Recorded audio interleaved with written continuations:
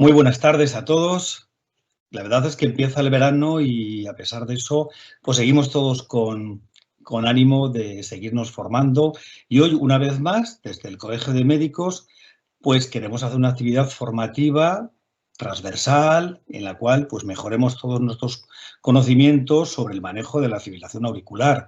Hoy contamos con Mercedes de Lera Alfonso, que es adjunta en la unidad de neurología. También contamos con Pablo Elpidio García, adjunto del Servicio de Cardiología, y con Aníbal Blanco, médico de familia del Centro de Salud de Medina del Campo Urbano, y bueno, pues conmigo, que soy José Luis Almudí, médico de familia del Centro de Salud de Peñafiel. Vamos a organizar hoy una mesa de debate sobre la visión práctica del manejo de la fibrilación auricular. Contamos con el patrocinio y desde aquí el agradecimiento a Bristol por su apuesta por la formación continuada de todos los médicos, y la verdad es que nos vamos a entretener muchísimo más, y vamos a empezar con el primer ponente, que es Mercedes de Lera, que nos va a hablar sobre el ictus en pacientes con fibrilación auricular. Adelante, Mercedes. Buenas tardes a todos. Primero, agradecer la invitación tanto del Colegio de Médicos como de Bristol a este curso de formación, y bueno, espero que nos sea útil a todos, que podamos aprender y compartir experiencias. Yo os voy bueno, sobre todo a resumir un poco el ictus de origen cardioembólico secundario a fibrilación auricular. Ahora, a ver si se abre el PowerPoint.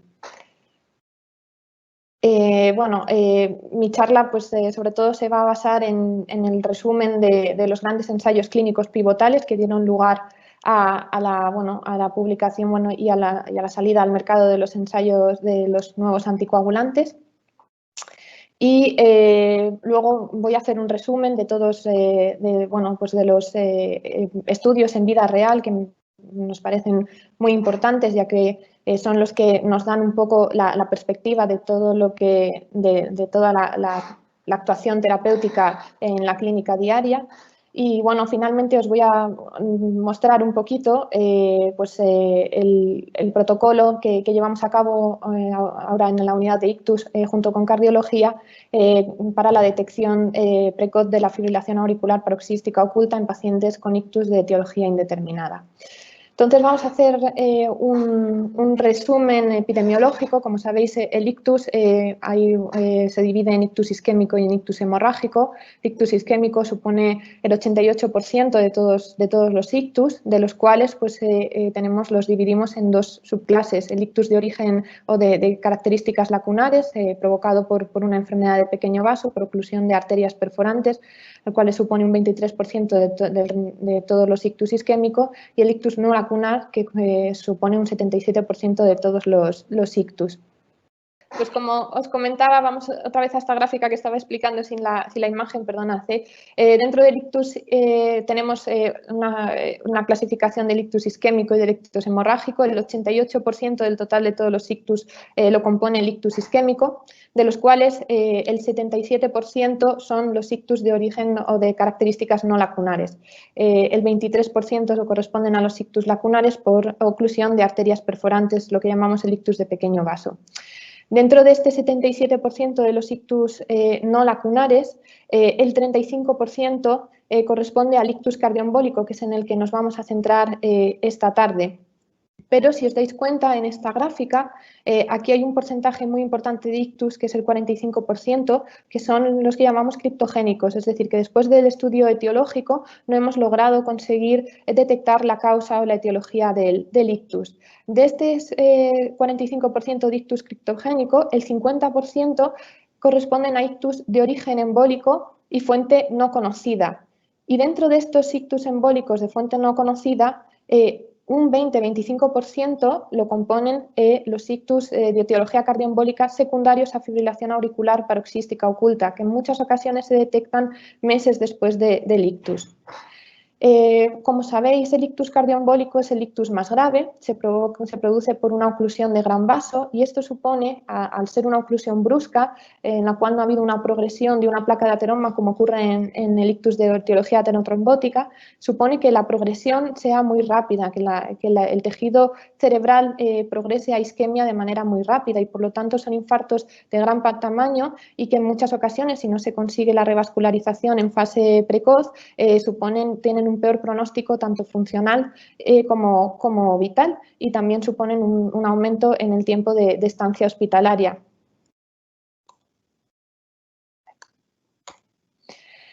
En cuanto a la epidemiología, como sabéis, las causas cardioembólicas las dividimos en el caso del ictus de origen cardioembólico en causas cardioembólicas mayores y causas cardioembólicas menores. Dentro de las causas cardioembólicas mayores, la fibrilación auricular y la fibrilación auricular paroxística oculta se encuentran a la cabeza de esta clasificación. Por lo tanto, es lo más frecuente, la causa cardioembólica más frecuente en este tipo de pacientes.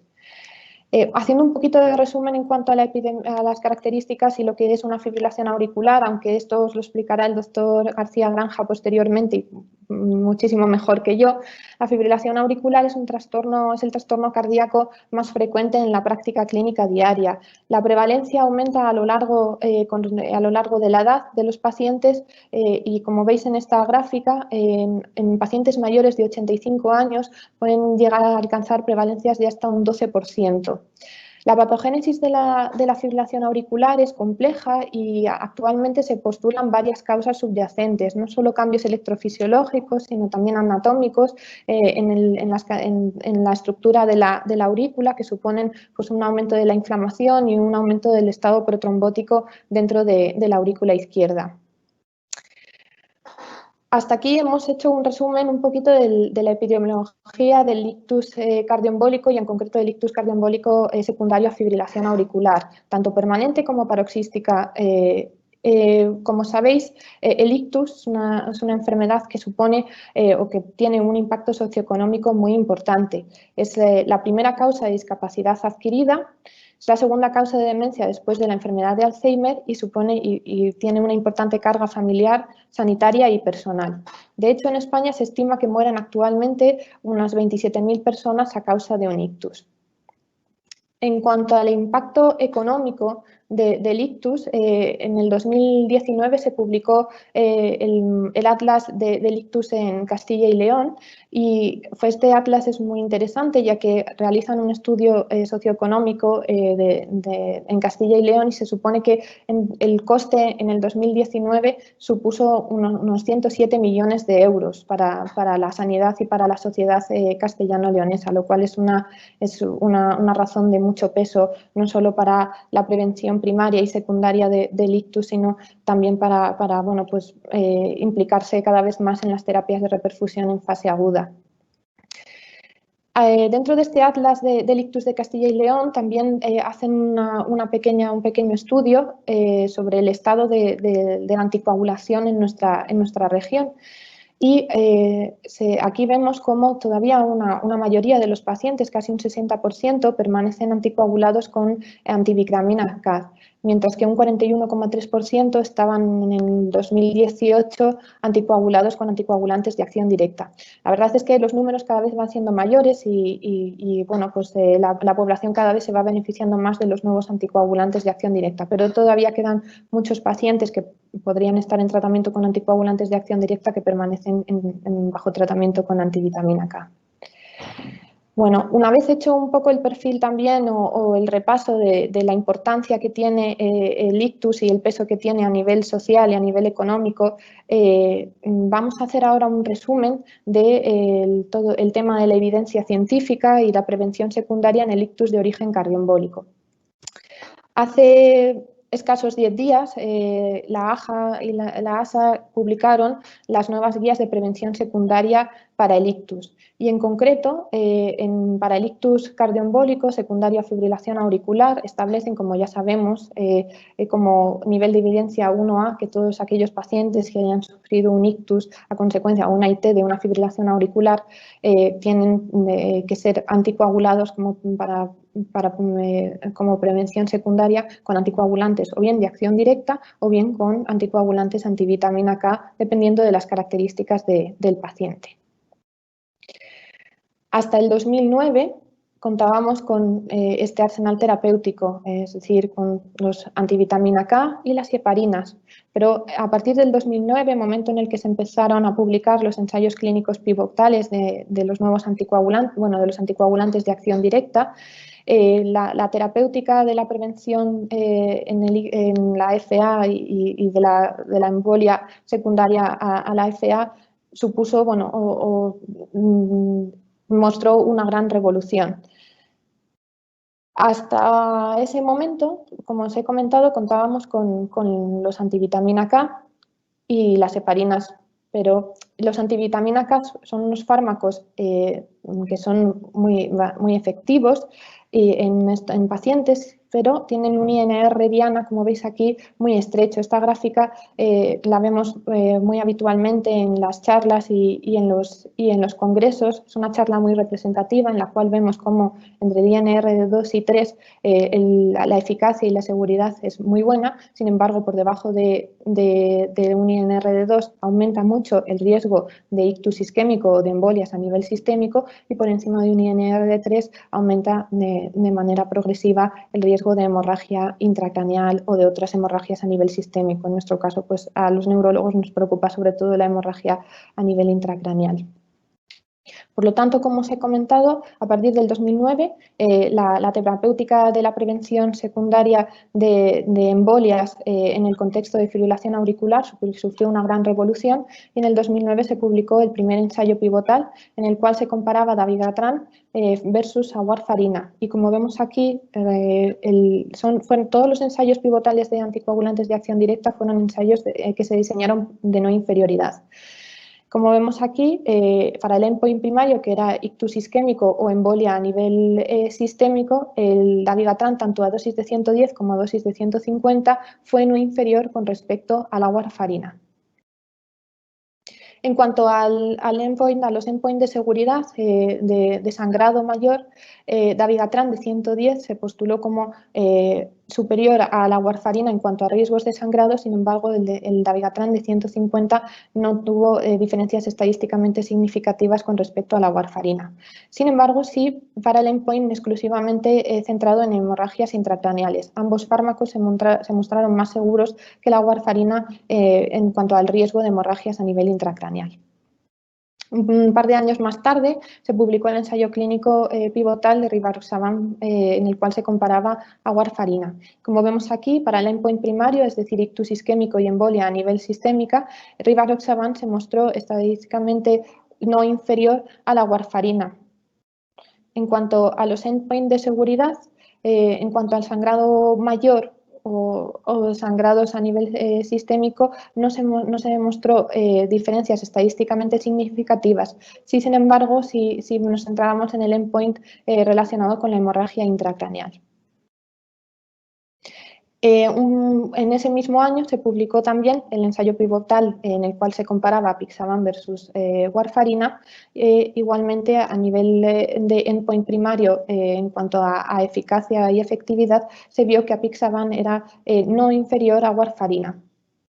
En cuanto al endpoint secundario de seguridad, es decir, sangrado mayor, se vio que el apixaban era significativamente superior a la warfarina en cuanto al riesgo de sangrado mayor.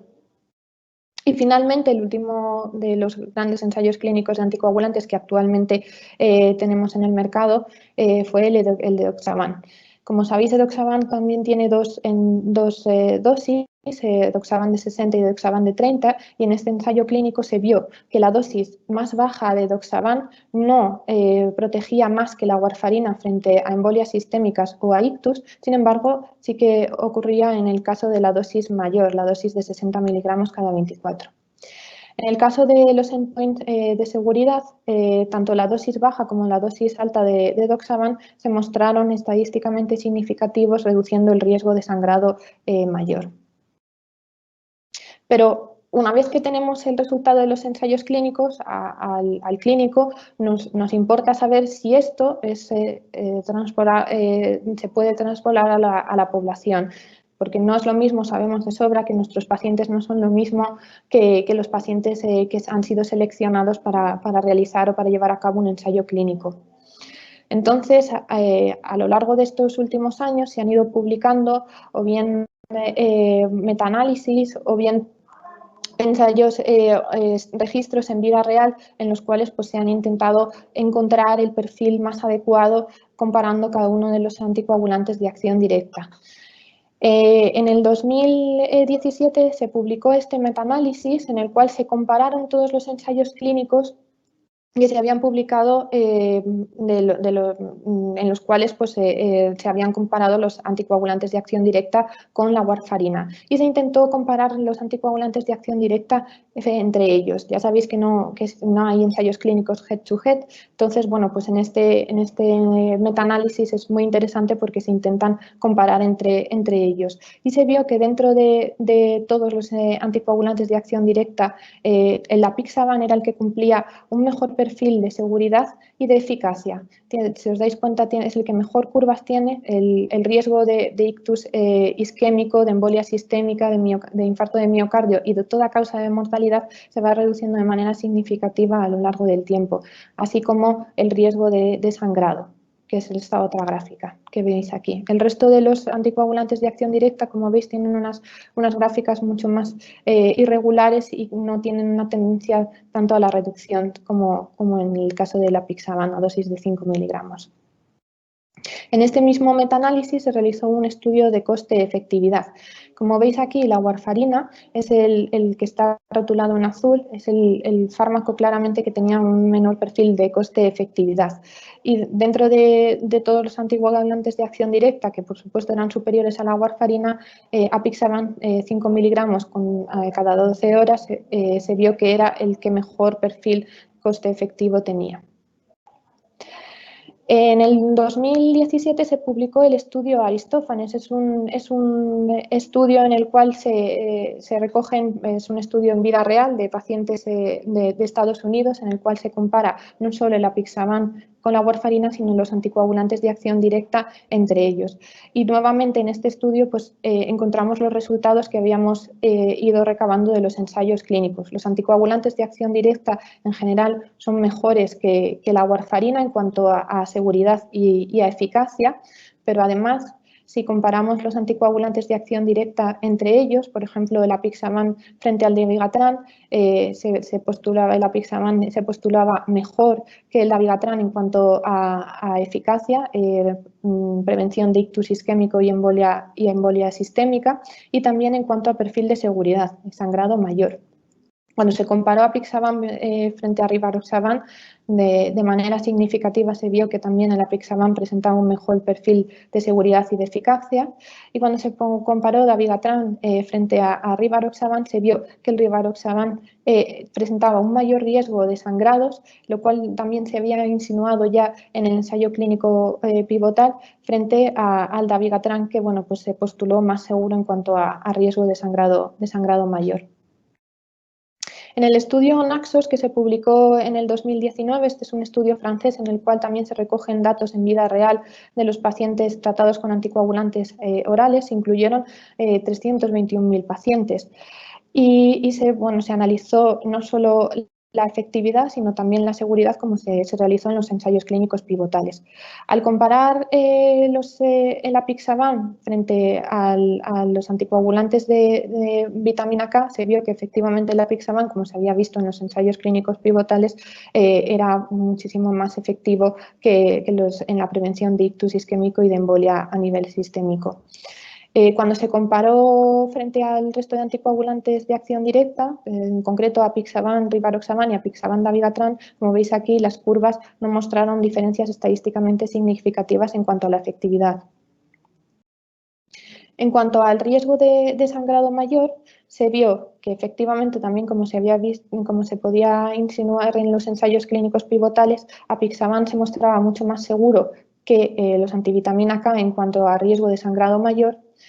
Y aquí un dato interesante, se vio que apixaban también era más seguro que el rivaroxaban en cuanto a sangrado mayor. Sin embargo, no hubo diferencias estadísticamente significativas entre apixaban y dabigatran. Otro de los endpoints que se analizaron en el registro Naxos fue la mortalidad. Y se vio que los pacientes anticoagulados con vitamina K tenían un aumento de riesgo de mortalidad frente a los anticoagulados con apixaban. No hubo diferencias estadísticamente significativas entre pacientes tratados con apixaban frente a rivaroxaban o apixaban frente a dabigatran. Pero vamos a dar una vuelta más a todo el tema de la prevención secundaria y a mí me gustaría centrarme también en aquella población de pacientes que es cada vez más frecuente en nuestras consultas y en nuestros hospitales, que son los pacientes no solo pluripatológicos, sino con una edad avanzada. Es decir, los pacientes con edades avanzadas siempre tienen un mayor riesgo no solo de isquemias, no solo de complicaciones secundarias al tratamiento, sino que también tienen mucha más riesgo de interacción farmacológica, ya que son pacientes pues, polimedicados y secundarios a su pluripatología. Entonces, en el 2019 se publicó este metaanálisis en el cual lo que se hicieron fue extraer todos los pacientes de los ensayos clínicos pivotales publicados previamente, toda aquella subpoblación mayor de 75 años y se comparó. Y se vio, por ejemplo, en cuanto al endpoint primario de efectividad, es decir, prevención de ictus isquémico o embolia sistémica, se vio que en esta subpoblación de pacientes mayores de 75 años también los anticoagulantes de acción directa eran unos fármacos eficaces, es decir, eran fármacos que tenían un buen perfil para prevenir nuevas embolias. En cuanto al endpoint secundario de seguridad, es decir, sangrado mayor y hemorragia intracraneal, se vio que no hubo diferencias estadísticamente significativas en el cómputo de los ensayos clínicos en pacientes mayores de 75 años cuando se comparaba frente a warfarina. Sin embargo, sí que si vemos de manera detenida esta gráfica, tanto el apixaban como el edoxaban se mostraban discretamente superiores o con menor sangrado mayor con respecto al resto de los ensayos clínicos en esta subpoblación de pacientes.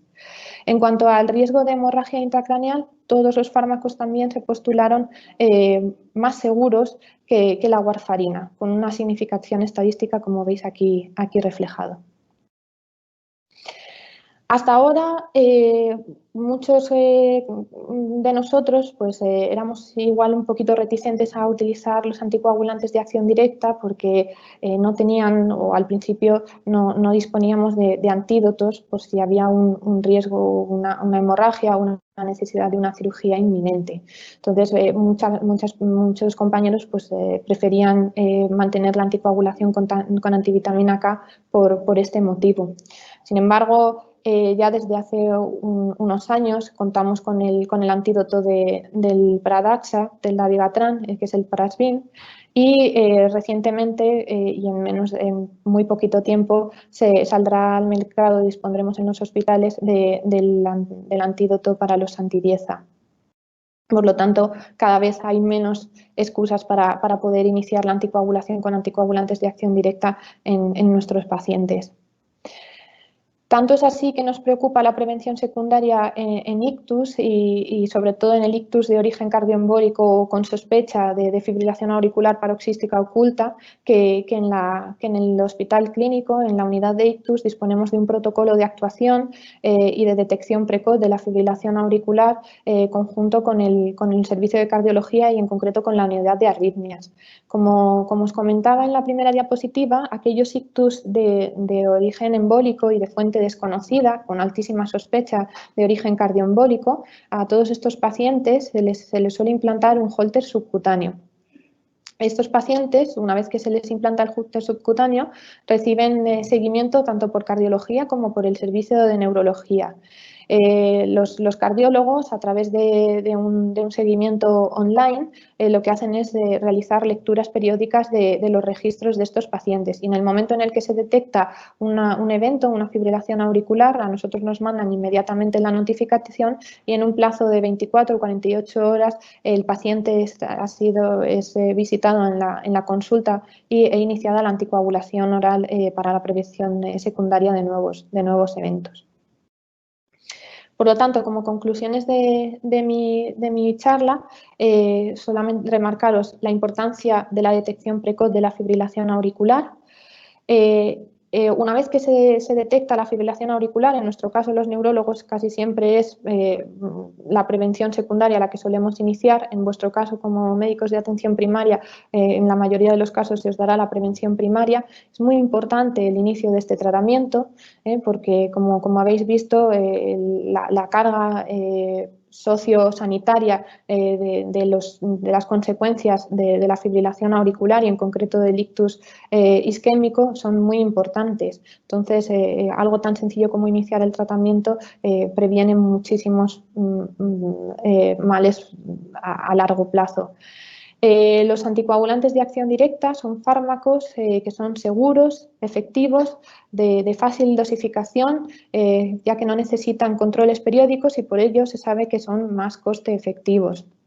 Y que actualmente debemos de perder el miedo al inicio de los anticoagulantes de acción directa porque además ya disponemos de los antídotos si fuera necesario una hemorragia, una cirugía urgente o si tuviéramos una hemorragia mayor que comprometiese la vida del paciente. Bueno, esto es lo que os quería comentar. Muchísimas gracias a todos por vuestra atención y bueno, cualquier duda que tengáis podéis preguntármela. Muchas gracias. Muy bien, muchas gracias, Mercedes, por tu brillante exposición, que además estás de guardia, con lo cual estás haciendo un doble esfuerzo. Vale, pues bueno, pues vamos a continuar con el diagnóstico de la fibrilación auricular asintomática a cargo de Pablo Elpidio García Granja. Adelante, Elpidio. Vale, muchas gracias por la presentación. Gracias también al Colegio de Médicos y al grupo Bristol Pfizer por la organización de la charla. Y bueno, pues como me ha presentado el doctor Almudí, mi charla va a ser sobre el diagnóstico de la fibrilación auricular no valvular asintomática.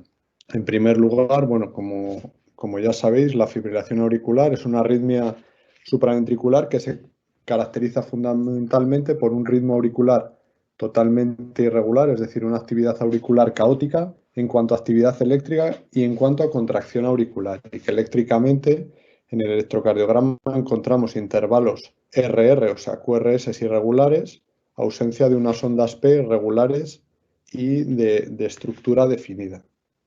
Existen dos formas de clasificar a la fibrilación auricular. Por un lado tenemos la fibrilación auricular clínica, que es aquella que queda registrada en un electro de 12 derivaciones o en una tira de ritmo de 30 segundos y que a su vez puede ser sintomática o asintomática en función de lo que nota el paciente. Y por otro lado tenemos como una forma, vamos a llamar también de FA asintomática, la FA subclínica, ¿vale? La FA subclínica se refiere a los ritmos auriculares rápidos que se detectan con dispositivos cardíacos implantables y que, bueno, pues una vez que han sido analizados esos ritmos, se confirma que pueden ser compatibles con una fibrilación auricular. Por otro lado, los ritmos rápidos auriculares detectados de forma sistemática o de forma automática, pero mejor dicho, por los dispositivos cardíacos, pues deben ser confirmados, porque hay veces que simplemente pueden ser artefactos o falsos positivos. Una vez que son evaluados por una persona, bueno, en este caso un cardiólogo, que confirma que eso es un ritmo compatible con fibrilación auricular, pues hablaríamos de fibrilación auricular subclínica. Porque para hablar de fibrilación auricular clínica tiene que haber registro en un electro de 12 derivaciones o en una tira de ritmo de al menos 30 segundos.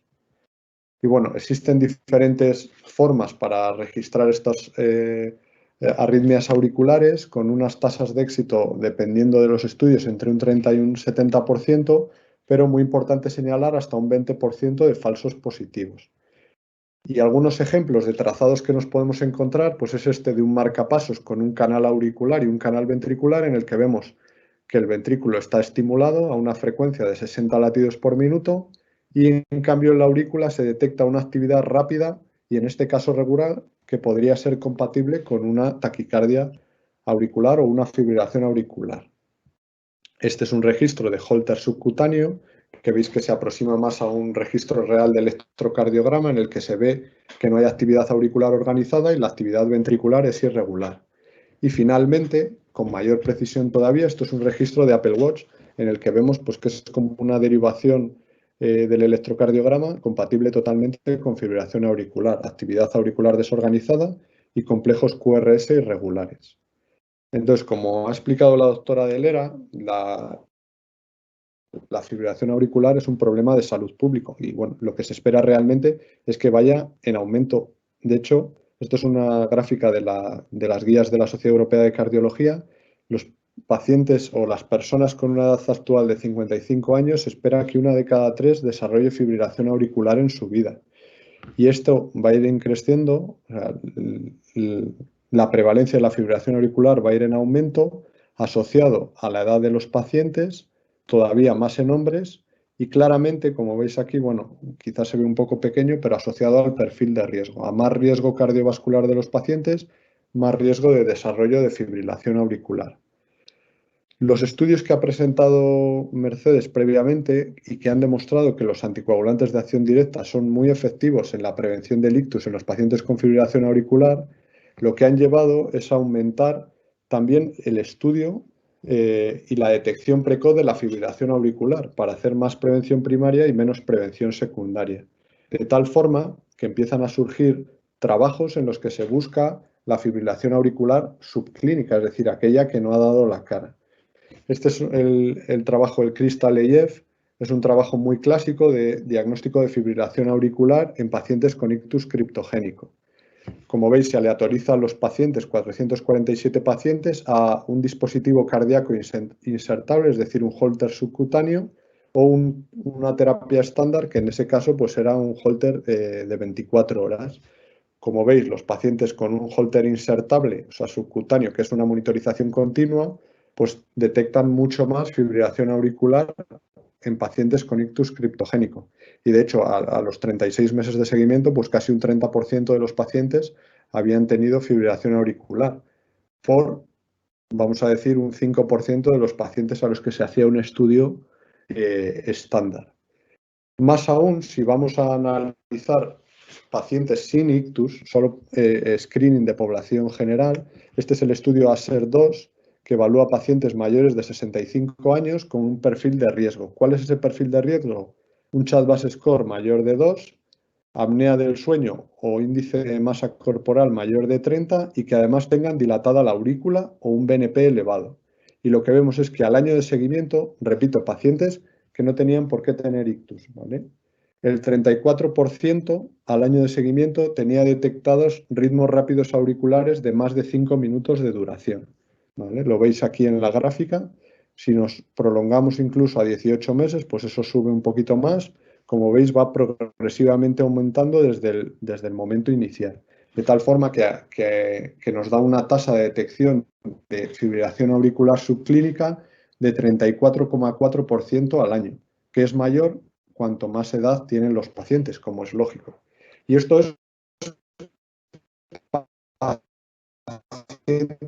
con un método aún, es que es un estudio realizado en Suecia con pues un análisis aleatorio de la población de entre 75 y 76 años, de tal forma que, al final de un total de 7.000 pacientes que participan en el screening, se hace un screening con electrocardiogramas durante 2 semanas y vemos que se detecta fibrilación auricular en un 12% de la población, de forma aleatoria, de los cuales, o sea, de esos 7.000 pacientes, un 3% no tenían FA conocida y el otro 9% tenían FA ya conocida, pero no la tenían detectada, digamos, no era conocida que estuviera presente en el electrocardiograma.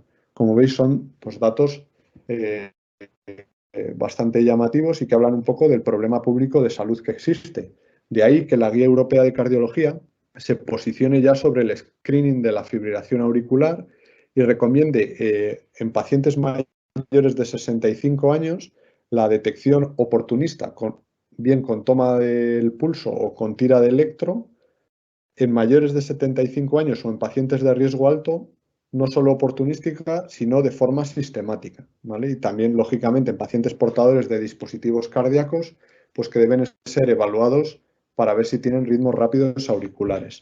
Si bien no entra mucho en la forma de realizar el screening, este es un trabajo muy, muy bonito que ha salido publicado el año pasado en Circulation, que es el Loop Study, que evalúa diferentes formas de hacer el screening de fibrilación auricular subclínica, de tal forma que a todos los pacientes se les pone un holter insertable que, como os he dicho antes, hace monitorización continua.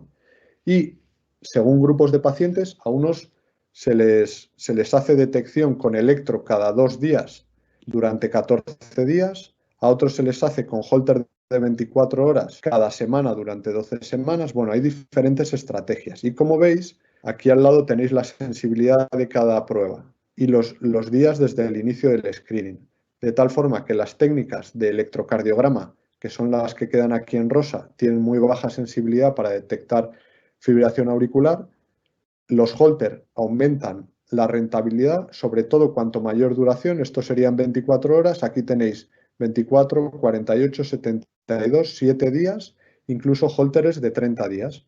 Cuanto más dura la monitorización y cuanto más tiempo coge, aquí tenéis 3 años, 12 meses, 12 semanas o 14 días, pues más sensibilidad para el diagnóstico de fibrilación auricular.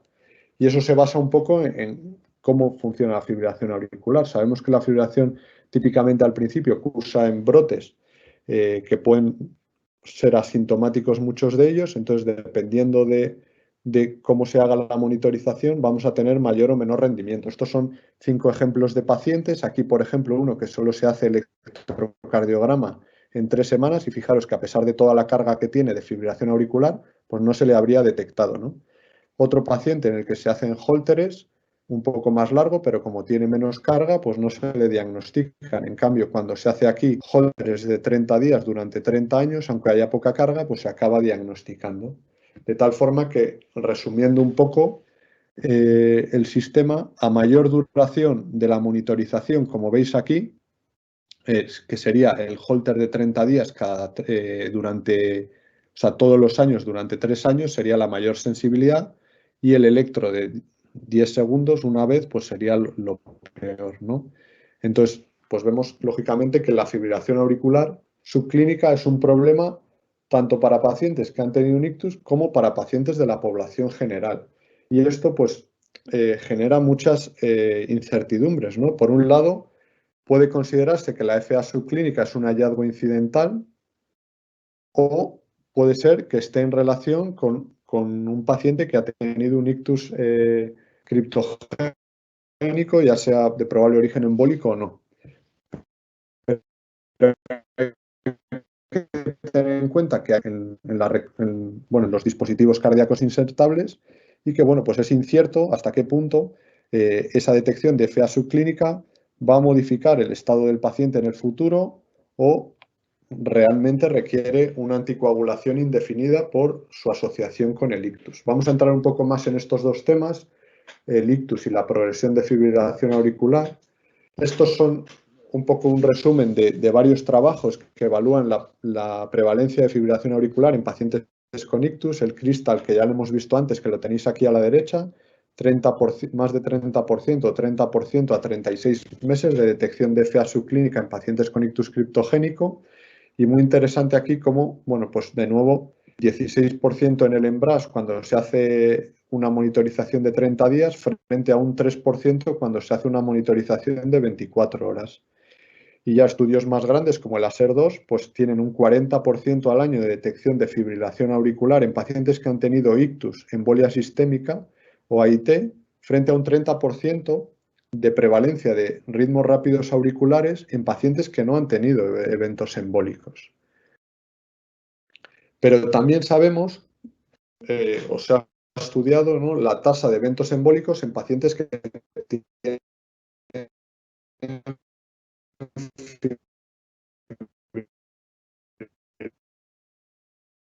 mayor que los que no la tienen, independientemente del CHA2DS score.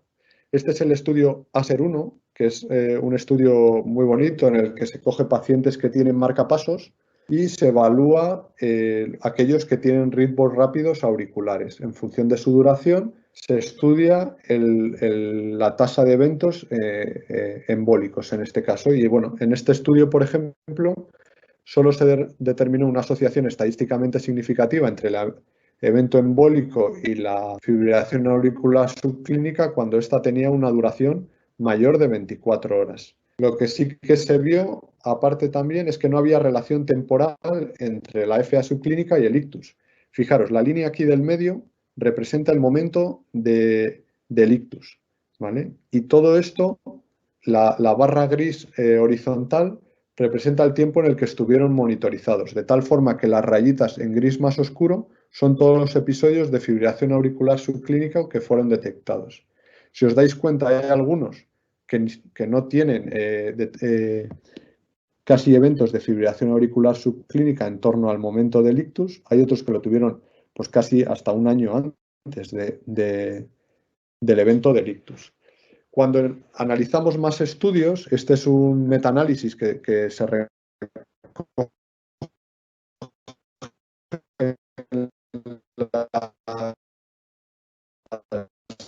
en auriculares y el riesgo de ictus. A mayor duración, de forma paralela a lo que ocurre con el CHA2DS score. De hecho, esta es la tabla resumen. Veis que para pacientes que no tienen fibrilación auricular, de 6 minutos a 24 horas o más de 24 horas, y a la izquierda tenéis el CHA2DS score. De tal forma que el mayor riesgo sería FA de mayor duración y CHA2DS más alto, pero pacientes con eventos de menor duración, pero CHA2DS elevados, pues también tienen un riesgo aumentado de ictus. Surge una controversia importante. ¿Qué es la fibrilación auricular en los pacientes con ictus? ¿Es la causa directa o es un marcador del riesgo? Es decir, ¿es un marcador tipo la diabetes, tipo la enfermedad vascular, la hipertensión, o es realmente la causa de todo, ¿no? Eso es importante de dilucidar y probablemente sea algo mixto, pero si lo consideramos solo un marcador de riesgo, entonces, bueno, pues da un poco igual tratar la fibrilación auricular en estrategias de control del ritmo, la ablación de fibrilación auricular, la carga de fibrilación auricular, son conceptos poco importantes, ¿no? Simplemente, pues si la tienes más riesgo. Por otro lado, si consideramos la causa directa, es radicalmente opuesto. Conseguir que el paciente no tenga fibrilación auricular impactaría de forma positiva en su pronóstico, como ya han empezado a señalar varios estudios de ablación de fibrilación auricular, ¿no? Entonces, bueno, pues esta es una dicotomía importante que probablemente es la mezcla de las dos cosas, pero bueno, pues que son ideas que surgen del hecho de detectar tanta fibrilación auricular subclínica en pacientes tanto con ictus como sin ictus, como os he ido explicando. Por otro lado, y sin meterme mucho en este tema, la fibrilación auricular subclínica predispone a la fibrilación auricular clínica, es decir, aquel paciente al que le detectas episodios menores de 5 minutos, pues con el tiempo va a progresar a episodios de más de una hora. Fijaros aquí un 33%. Y sucesivamente, es decir, que tiene de entre 1 y 6 horas, progresa a más de 6 horas. Y así sucesivamente, porque la fibrilación auricular es evolutiva. Y sí que sabemos, clínicamente lo sabemos, que hay fibrilación auricular paroxística, que con el tiempo la fibrilación auricular paroxística evoluciona a fibrilación auricular persistente de larga duración y finalmente fibrilación auricular permanente. Y que todo eso se asocia pues, a un remodelado de la aurícula que hace que cada vez pues, la fibrilación auricular sea más difícil de eliminar. Y lo más importante al final es el manejo, ¿no? ¿Qué hacemos con estos pacientes a los que se detecta fibrilación auricular? Por un lado, ¿no? Los pacientes en los que en un dispositivo cardíaco, ya sea insertable, ya sea un Apple Watch, ya sea un tal, se registra un evento de fibrilación auricular. Bueno, pues si ese evento de fibrilación auricular se confirma en un electrocardiograma o en una tira de ritmo de 30 segundos, eso es fibrilación auricular clínica asintomática. Y el manejo es el manejo estándar, ¿vale? Si no se confirma en un electrocardiograma o en una tira de ritmo, ojo, insisto, que aquí, bueno, no sé si se ve bien, pero la tira de ritmo de los del Apple Watch o de otros relojes de este tipo que tienen un registro de electrocardiograma sería suficiente para el diagnóstico de fibrilación auricular. Son los dispositivos cardíacos de tipo Holter insertable, marcapasos y demás los que nos llevarían a la FA subclínica y al tener que decidir pues un poco en un terreno más gris, ¿no? De hecho, la guía lo que recomienda es hacer un electrocardiograma a estos pacientes, una monitorización o un seguimiento continuo tratando de buscar la progresión a FA clínica y un poco en función del riesgo tromboembólico decidir la anticoagulación. Y veis que no se mojan nada, ¿no? Esta es la figura que proponen, un poco pues a mayor riesgo trombótico definido por Chad-Bass o a mayor duración de los episodios, sobre todo si más de 24 horas, pues la anticoagulación tiene más evidencia.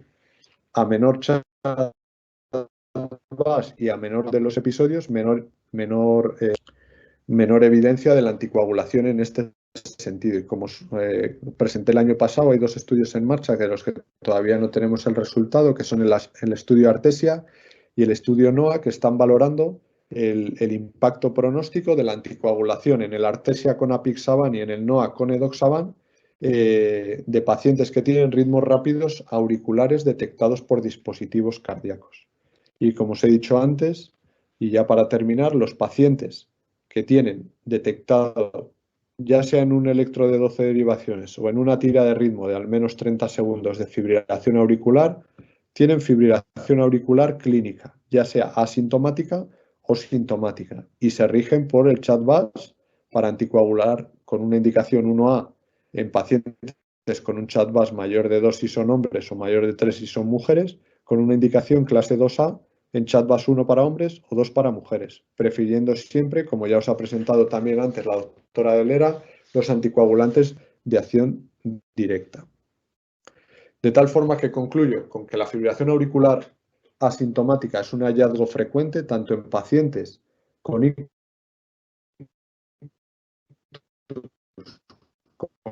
como en pacientes. Es importante en estos pacientes asegurar un diagnóstico preciso, ya que suponen una oportunidad para reducir el riesgo embólico y hacer prevención primaria. De tal forma que según las características de la población, valorando el riesgo-beneficio, pues se debe decidir anticoagulación si así se considera. Y nada más, muchas gracias por la atención. Muy bien, muchas gracias, doctor García. Bueno, pues ahora me toca hacer un poco de hombre orquesta, ¿no? Presento el debate y además actúo como ponente. Yo, como soy el más antiguo, pues voy a hablar de los riesgos del paciente mal controlado con los antivitamina K, ¿no? Que es un tratamiento que sigue estando en uso, pero que yo pienso que dentro de muy pocos años va a ser casi anecdótico, ¿no? El control con los antivitamina K es muy antiguo, se llevan utilizando desde hace más de 70 años. Utilizan un mecanismo de acción que impide que la vitamina K realice su función como cofactor necesario para la activación de la coagulación.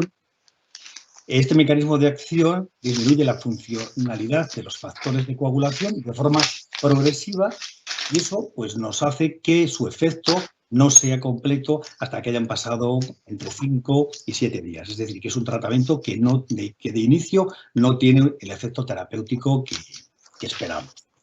Los antivitamina K más utilizados son la warfarina y sobre todo el acenocumarol, que es el más utilizado en España, que tiene una semivida un poquito más corta que la warfarina, pero que se caracteriza por una cosa, que es que nos requiere que hagamos controles analíticos frecuentes, ya que la dosis es muy variable, depende del individuo, pero también depende un poco de otra serie de condicionantes.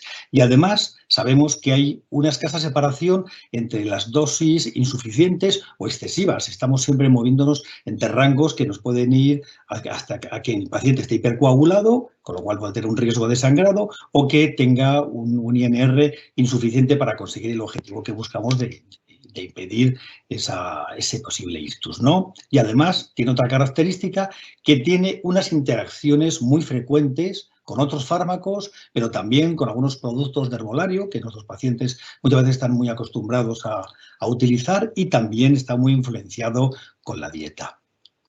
El control inadecuado de los pacientes que están tratados con la antivitamina K, pues hace que sean no solamente ineficaces por ese tiempo corto en el cual está el paciente en rango terapéutico, sino que pueden aparecer complicaciones graves o mortales, como pueden ser las hemorragias intracraneales o digestivas, la aparición de ictus hemorrágicos. Por ello, hasta el inicio del siglo XXI, el control de estos fármacos se realizaba en los hospitales o en las unidades especializadas en hematología. Todos los médicos de atención primaria pensábamos que, bueno, que era un control muy complicado, que requería de mucha intervención por parte de profesionales muy especializados. Poco a poco se fue desmitificando y ya desde la última década de los años 20 y sobre todo pues en el inicio del siglo XXI, pues se empezó a controlar desde atención primaria.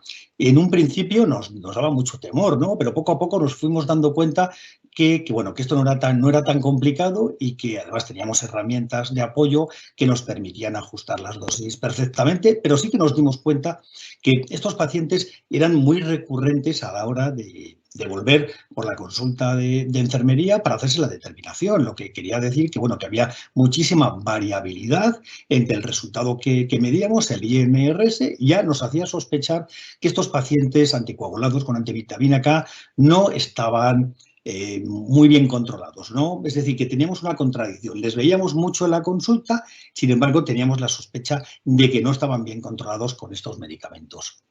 Lo que se hace es medir el tiempo de hipotrombina con un indicador normalizado, que es el INRS, y pues sabemos que el INRS de 1 sería una coagulación normal, un 2 nos indica que este plasma tarda 2 veces más en coagular, etcétera, etcétera, así subiría el INRS, ¿no?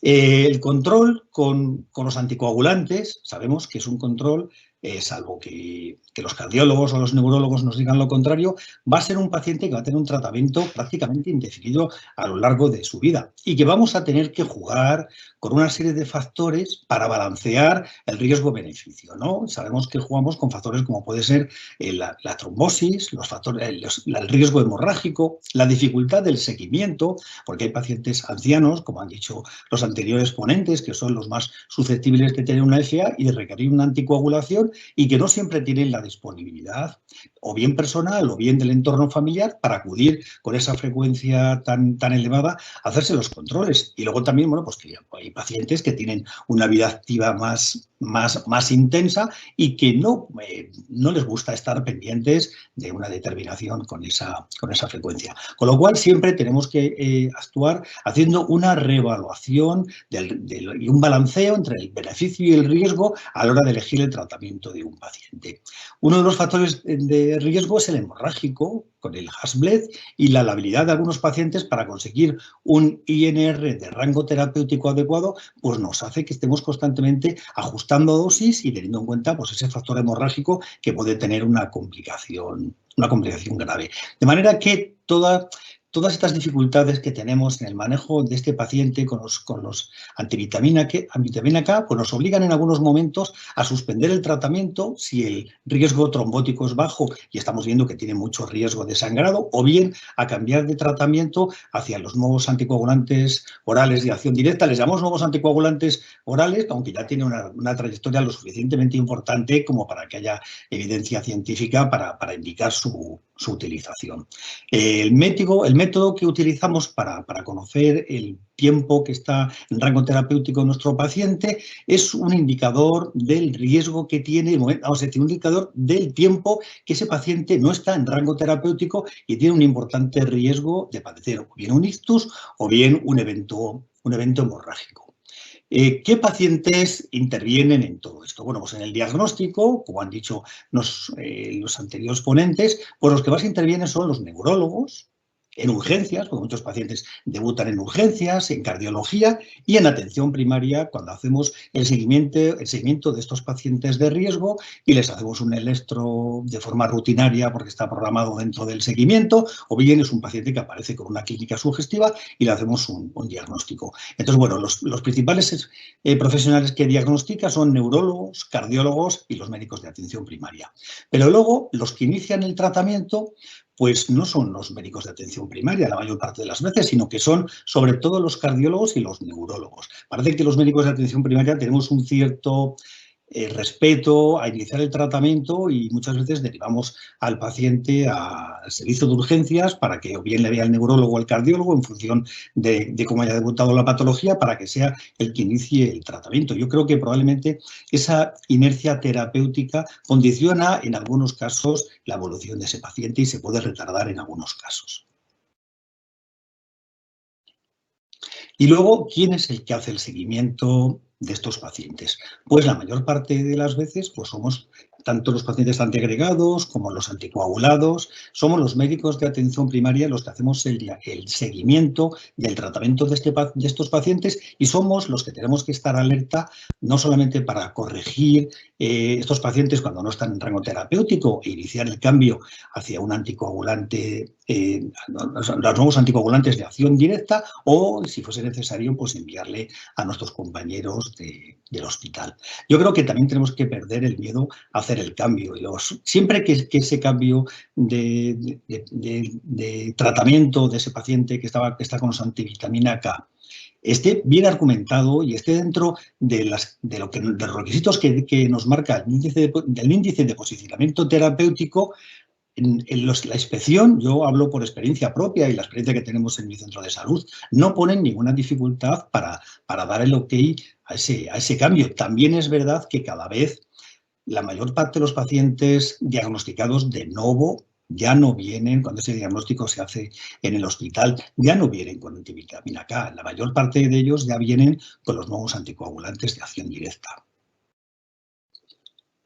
Lo que sí que hacemos, lo que tenemos que hacer nosotros es una evaluación periódica de estos pacientes y identificar aquellos pacientes que están más del 60% del tiempo fuera del rango terapéutico, porque esos son los pacientes que tienen mucho riesgo de tener un evento cardiovascular y son los pacientes que son susceptibles de beneficiarse de un cambio hacia los anticoagulantes de acción directa. Este estudio de control stock pues, nos dice que un 53% de los pacientes tratados con antivitamina K están fuera del rango más del 60% del tiempo y eso es un factor de riesgo muy importante. Y además también en el estudio Control Stroke habla del tratamiento adecuado y un 63% de nuestros pacientes están fuera del tratamiento adecuado o bien porque no tienen tratamiento, porque no han sido diagnosticados, o bien han sido diagnosticados y no se ha tenido en cuenta ese riesgo que tenían de padecer un evento cardiovascular y no se les ha puesto tratamiento.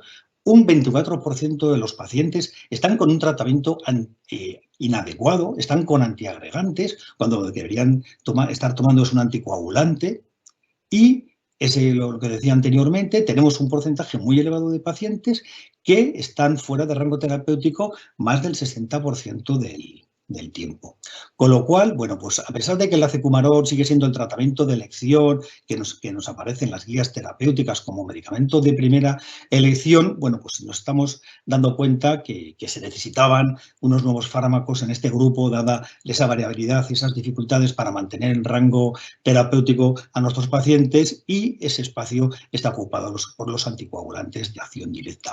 A pesar de que con los antivitamina K tenemos una gran experiencia de uso y tienen un coste de precio, un coste-beneficio muy, muy bajito, bueno, pues la verdad, y conocemos también la forma de revertir, en caso de revertir su efecto, aunque bueno, ya tenemos antídotos, como explicaba anteriormente la Mercedes, que tenemos ya dos antídotos, uno en uso y otro que próximamente se va a poner en uso. Es decir, que ese miedo que teníamos a la ausencia de antídoto, pues yo creo que también lo tenemos que perder. El control subóptimo, que es el más frecuente en los pacientes, como decía anteriormente, tratados con antivitamina K, pues se asoció con un predominio de ictus entre estos pacientes que estaban más del 65% del tiempo fuera de rango terapéutico. También se observó un mayor riesgo de ictus en el primer año en este grupo de pacientes y esta tendencia también es muy evidente también para el riesgo de sangrado o de muerte por cualquier otra causa. Es decir, estar fuera de rango terapéutico es un factor de riesgo importante, o bien para padecer ictus o bien para padecer un sangrado. Con lo cual, bueno, pues la anticoagulación subóptima, pues en un 47% de los casos es responsable de un nuevo ictus, en un 16% es responsable de sangrados graves y en conjunto, en un 45%, pues es responsable de aumentar la mortalidad por cualquier otra causa. Es decir, que el buen control por INR no está asociado a una mayor seguridad. Tenemos algún grupo de pacientes, incluso pues nos quieren convencer de la bondad de los controles por INR en pacientes tratados con antivitamina K, también por parte de algunas gerencias de atención primaria, ¿no? Como nos quieren convencer de que, bueno, que el estar haciendo INRs constantes da una falsa seguridad al paciente pensando que está estupendamente controlado, cuando sin embargo es una paradoja. Cuanto más frecuencia de controles tienes es porque estás más tiempo fuera de rango y más riesgo tienes. Como vemos en esta gráfica, pues nos vamos desde los que están en rango terapéutico, que sería entre 2 y 3, bueno, pues la distribución de la frecuencia con el ingreso de pacientes, pues lo vamos viendo aquí. Vale, la calidad de la anticoagulación con antivitamina K en España pues es bastante deficiente. Los valores en tiempo de rango terapéutico que vemos en la gráfica de la izquierda, pues podemos comprobar que el 54% de los pacientes tienen un rango terapéutico en los 6 o 12 primeros meses previos al análisis inadecuado, es decir, que no tienen una anticoagulación adecuada y no hemos conseguido el objetivo terapéutico que tenemos. A la derecha vemos el porcentaje de pacientes con un control deficiente en varios estudios, el estudio Califa, Fantasía, Baula, y en este pues vemos que el tiempo que están fuera de rango terapéutico es muy elevado, con lo cual bueno, pues no estamos consiguiendo, como decía anteriormente, el objetivo que perseguíamos. Las limitaciones que tiene los tratamientos con antivitamina K, como decía al inicio, pues tiene un lento inicio y un fin de acción también lento. Tienen muchísimas interacciones con la dieta, con los fármacos. Tiene una estrecha ventana terapéutica, lo que nos hace que esas pequeñas variaciones pues al final nos llevan a los dos extremos, ¿no? Al riesgo de hemorragia o al riesgo de la aparición de un ictus isquémico. Y tiene una variabilidad de respuesta del paciente, intrapaciente, interpaciente, un tanto peculiar, ¿no? Con lo cual pues nos necesita consumir muchos recursos obligados por esa monitorización constante del INR y además pues ya hemos visto en los estudios que os he presentado y los que han presentado tanto Pablo como Mercedes que bueno, el tiempo en el cual estás adecuadamente protegido pues es muy pequeño. Este dibujo ya lo presentó antes Mercedes, ¿no? Entonces oscilamos entre el riesgo por ictus isquémico y el sangrado intracraneal en el momento en el que el paciente o bien está infratratado o bien está hiper anticoagulado, con lo cual el riesgo de sangrado intracraneal es muy importante. Existen hemorragias graves entre el 1.1, que oscilan entre el 1.1 y el 8% de los pacientes que tenemos con Sintrom.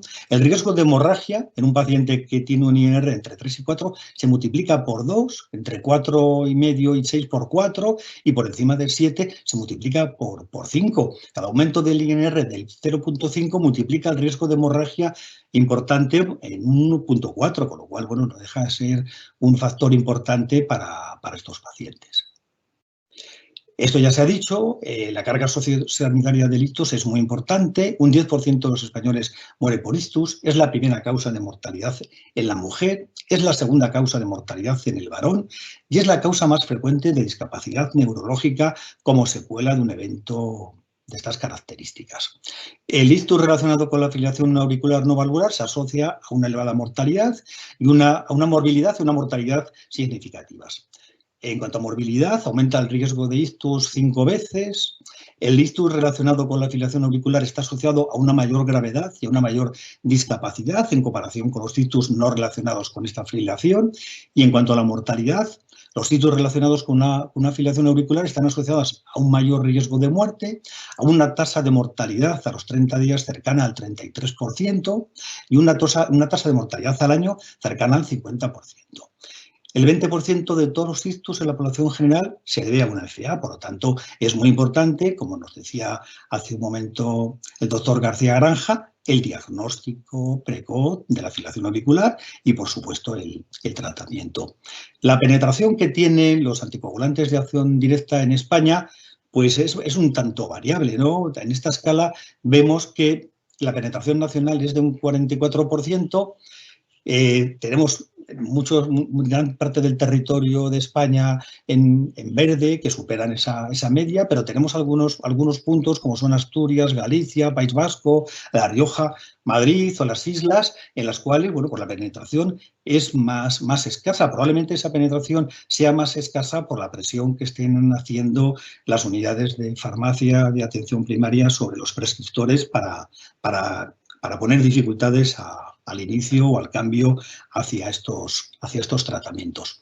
Durante la pandemia, pues vimos que se relajaban todos estos requisitos y se eliminó el visado en algunas comunidades, en otras se ampliaron los criterios de visado y en algunas otras, como fuimos nosotros en Castilla y León, pues se flexibilizó mucho los criterios de visado, con lo cual, bueno, pues muchos pacientes de novo se pudieron beneficiar y se aumentó muchísimo pues la penetración de los nuevos anticoagulantes. Y al mismo tiempo, pues estoy seguro que algunos compañeros, en el momento en el que se disminuyeron las trabas burocráticas, pues apostaron por no hacer esta inercia terapéutica y buscar soluciones que mejoraban la salud de nuestros pacientes. Y vemos en este mapa que compara la penetración de los anticoagulantes de acción directa de España con el resto de los países de la Unión Europea, pues vemos que todavía en España estamos muy por debajo de esa penetración que tienen en otros países. Nosotros estamos alrededor del 42%,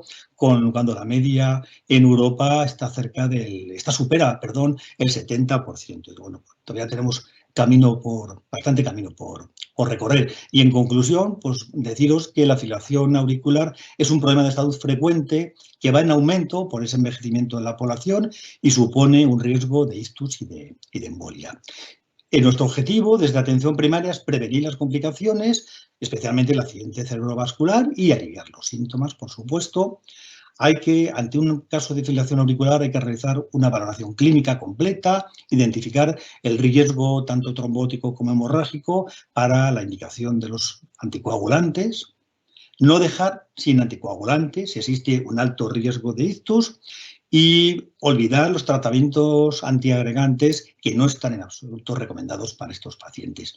El manejo clínico de estos pacientes debe ser compartido entre atención primaria, cardiología, neurología, hematología, sustentado por un protocolo y estableciendo vías de comunicación ágiles entre ambas estructuras. Los anticoagulantes de acción directa tienen una eficacia igual o superior a los antivitamina K y mantienen un similar o incluso menor riesgo de la aparición de complicaciones, ofreciendo muchas ventajas que son incuestionables, desde la frecuencia en el seguimiento y, sobre todo, pues la desaparición de interacciones tanto con los alimentos como con muchos medicamentos. El ritmo en España de introducción de los nuevos anticoagulantes es inferior al esperado, teniendo en cuenta la prevalencia de estos pacientes, ¿no? Que nosotros somos un país que tenemos mucha población envejecida, lo cual conlleva a la aparición de muchas patologías y sobre todo de patologías cardiovasculares que son susceptibles de beneficiarse de estos medicamentos. Y no olvidar que, bueno, pues un paciente mantiene un INR inadecuado durante mucho tiempo, pues es obligado no hacer inercia terapéutica y cambiar a un anticoagulante de acción directa siguiendo el índice de procedimiento terapéutico y las guías clínicas que así nos lo dicen. Y por mi parte, nada más. Gracias por vuestra atención. Y nada, pues adelante, Aníbal. Es tu tiempo. Aníbal es médico de familia y media en campo urbano y nos va a hablar sobre el tratamiento de los pacientes con fibrilación auricular. Vale, buenas tardes. Sobre todo agradecer al Colegio de Médicos y al laboratorio Bristol Myers Pfizer por invitarme como ponente en esta sesión de fibrilación auricular. Es un tema que me apasiona. Entonces, bueno, es un poco tratar de convenceros de que es posible iniciar la anticoagulación oral con los ACODs o bien el cambio del Sintrona a estos anticoagulantes cuando están mal controlados nuestros pacientes. Me basaré sobre todo en las nuevas guías de fibrilación auricular del año pasado, de la europea, de la Sociedad Europea de Cardiología. Bueno, en esta guía está el ABC, pues sería el punto A, ¿no? El punto A es la anticoagulación y prevención de ictus, porque se sabe que la fibrilación auricular aumenta 5 veces el riesgo de ictus en nuestros pacientes. Lo que pasa es que este riesgo no es homogéneo, tiene un mayor riesgo la FA valvular, tiene un mayor riesgo la FA no paroxística, el score alto, CHAS-VAS, que luego hablaremos, y también el sexo femenino, que también tiene un mayor riesgo, ¿no? Cardioembólico. Bueno, esta diapositiva ya la ha presentado Pablo Elpidio. Como sabéis, simplemente con un electrocardiograma de 12 derivaciones o una tira de ritmo, un electro totalmente arrítmico sin ondas P, o sea, sin actividad auricular, a menos de 30 segundos ya se consideraría fibrilación auricular clínica, ¿no? Lo que pasa es que no tenemos que quedarnos con el diagnóstico solo de la FA, hay que saber si es una FA valvular o una FA no valvular, ¿no? De cara al tratamiento anticoagulante. Una FA valvular pues son pacientes que están con sintrón, bueno, o porque tengan una válvula cardíaca mecánica en cualquiera de las posiciones de las válvulas, o bien porque tengan una estenosis mitral moderada severa. Entonces, en estos casos, el tratamiento es sí o sí el antivitamina K, o sea, porque el riesgo embolígeno es altísimo. Sin embargo, el resto de fibrilación auricular, que son la mayoría, son no valvulares. Y estos pacientes pues son pacientes que no tienen esa estenosis mitral moderada severa o que no tienen una válvula protésica mecánica. En estos casos habría que estratificar el riesgo tromboembólico y si el riesgo nos da alto, estratificar el riesgo hemorrágico y valorar el anticoagulante. Y en este caso la guía de la FA europea nos recomienda como primera opción seleccionar los ACODs, ¿no? Bueno, son tratamientos, digamos, que aunque antes se llamaban NACOS, por lo de nuevos, bueno, ya llevan bastantes años en el mercado y bueno, ahora se tiende a llamarles anticoagulantes de acción directa porque actúan directamente sobre el factor 10 activado, como es el caso de rivaroxaban, apisaban y edoxaban, o inhibiendo la trombina, como es el caso del dabigatran. Bueno. Pero claro, muchas veces tenemos un electrocardiograma, tenemos al paciente, pero no tenemos un ecocardiograma delante, ¿no? Y entonces, bueno, pues hay que ver un poco cómo podemos saber que esta FA no es valvular antes de que le vea el cardiólogo. Bueno, pues son pacientes que no tienen cirugías cardíacas. Cuidado con los pacientes que nos vienen FA mal toleradas, ¿no? Sean edema agudo de pulmón, sean inestables o que ya previamente estaban en fallo cardíaco. Porque muchos de estos pues habrá que derivarlos a urgencia hospitalaria, o bien podría incluso, teóricamente, haber una estenosis mitral de base que esté mal tolerada por caer en FA. Entonces habrá que explorarlos, habrá que auscultar los focos, sobre todo el foco mitral. Entonces un soplo, diastólico en foco mitral sería sospechoso de estenosis mitral. O sea que son pacientes que muchas veces asocian otro tipo de soplos, ¿no? Pues a lo mejor tienen una doble lesión mitral, estenosis insuficiencia, pero bueno, yo os recomendaría que ante un soplo en foco mitral que no parezca sistólico, sino que más bien diastólico, evitar utilizar el anticoagulante de acción directa hasta que no lo vea el cardiólogo. Bueno, revisar la historia, muchos pacientes pues ya tienen informes del cardiólogo, ecocardiogramas, placas previas. De hecho, muchos de los pacientes que comentaba José Luis pues son pacientes anticoagulados con sintrón que están mal controlados, entonces ahí lo tenemos más fácil, ¿no? Son pacientes que ya tienen ecocardiogramas y claramente es una FA no valvular. Entonces ahí sería mucho más fácil. Bueno, ver electros previos, cuando no estaban en FA, pues tenían una onda P y a lo mejor puede haber una onda P bífida, mitral, ¿no? O bien patrón de sobrecarga ventricular derecha. Entonces, o bien placas que tengamos, sea porque trabajamos en urgencias, porque tenemos placas previas, desde el RIS podemos verlo. Y bueno, pues no tiene que haber dilatación de la aurícula izquierda ni de la arteria pulmonar, ¿no? O sea, entonces siempre que cualquier sospecha de FA valvular, nos abstendríamos de poner los ACODs. Acordaos de la regla mnemotécnica esta del apartamento aórtico, pulmonar, tricúspide, mitral. Bueno, pues el foco mitral, que está en el quinto espacio intercostal, en el APES, ahí se escultaría el soplo típico de la estenosis mitral. Luego ya el cardiólogo sería el que nos dijera si es moderada o severa. Entonces, bueno, insistiendo un poco Insisto un poco en el tema de la estenosis mitral porque nosotros no tenemos un ecocardiograma, ¿no?, en la consulta. Vamos, no somos cardiólogos, no tenemos ese hábito. Y como mucho podemos hacer ecografía, pero a lo mejor abdominal, pero no podemos descartarlo 100%. Pero esta estenosis mitral pues, es mucho más frecuente pues, en mujeres, 2 de cada 3 son mujeres, con ese soplo en foco mitral. Suelen tener estos pacientes una disnea de esfuerzo. Daos cuenta que la estenosis mitral moderada o severa llevan años con una válvula que se va estrechando y cada vez estos pacientes pues, tienen más disnea de esfuerzo, ortopnea, al final acaban con disnea parasítica nocturna o acaban en edema agudo de pulmón cuando acaban en FA. O sea que una FA bien tolerada es muy raro que sea una estenosis mitral. Toleran mal, típicamente, o sea, como ya sabéis que la fibrilación auricular no hay contracciones de la aurícula, pues en cuanto cae en FA, estos pacientes pues lo toleran fatal, empiezan a ahogarse, ¿no? De hecho, cualquier actividad que excite al corazón lo va a tolerar mal un paciente con estenosis mitral. Bueno, esto ya también comentaba antes, lo del electro. Bueno, entonces ya sabéis que en medicina no solo tenemos que fiarnos de la exploración complementaria. Entonces esto es un electro que aparentemente es una fibrilación auricular normal, ¿no? Sin embargo, bueno, pues se trataba de una mujer de 42 años que contaba pues, que ya llevaba tiempo con disnea de esfuerzo. Al final empieza con ortopnea, con fatiga por la noche y episodio que tiene que sentarse en la cama porque se ahoga. Y bueno, pues por ejemplo, este caso pues era una estenosis mitral, ¿no? Pero bueno, esto es un poco... Son pocos casos de estos, ¿no? Luego ahora pondré 3 casos más que son de FA no valvular. Bueno, placas típicas de estenosis mitral. Hay doble contorno, doble borde cardíaco derecho por el crecimiento de la aurícula izquierda.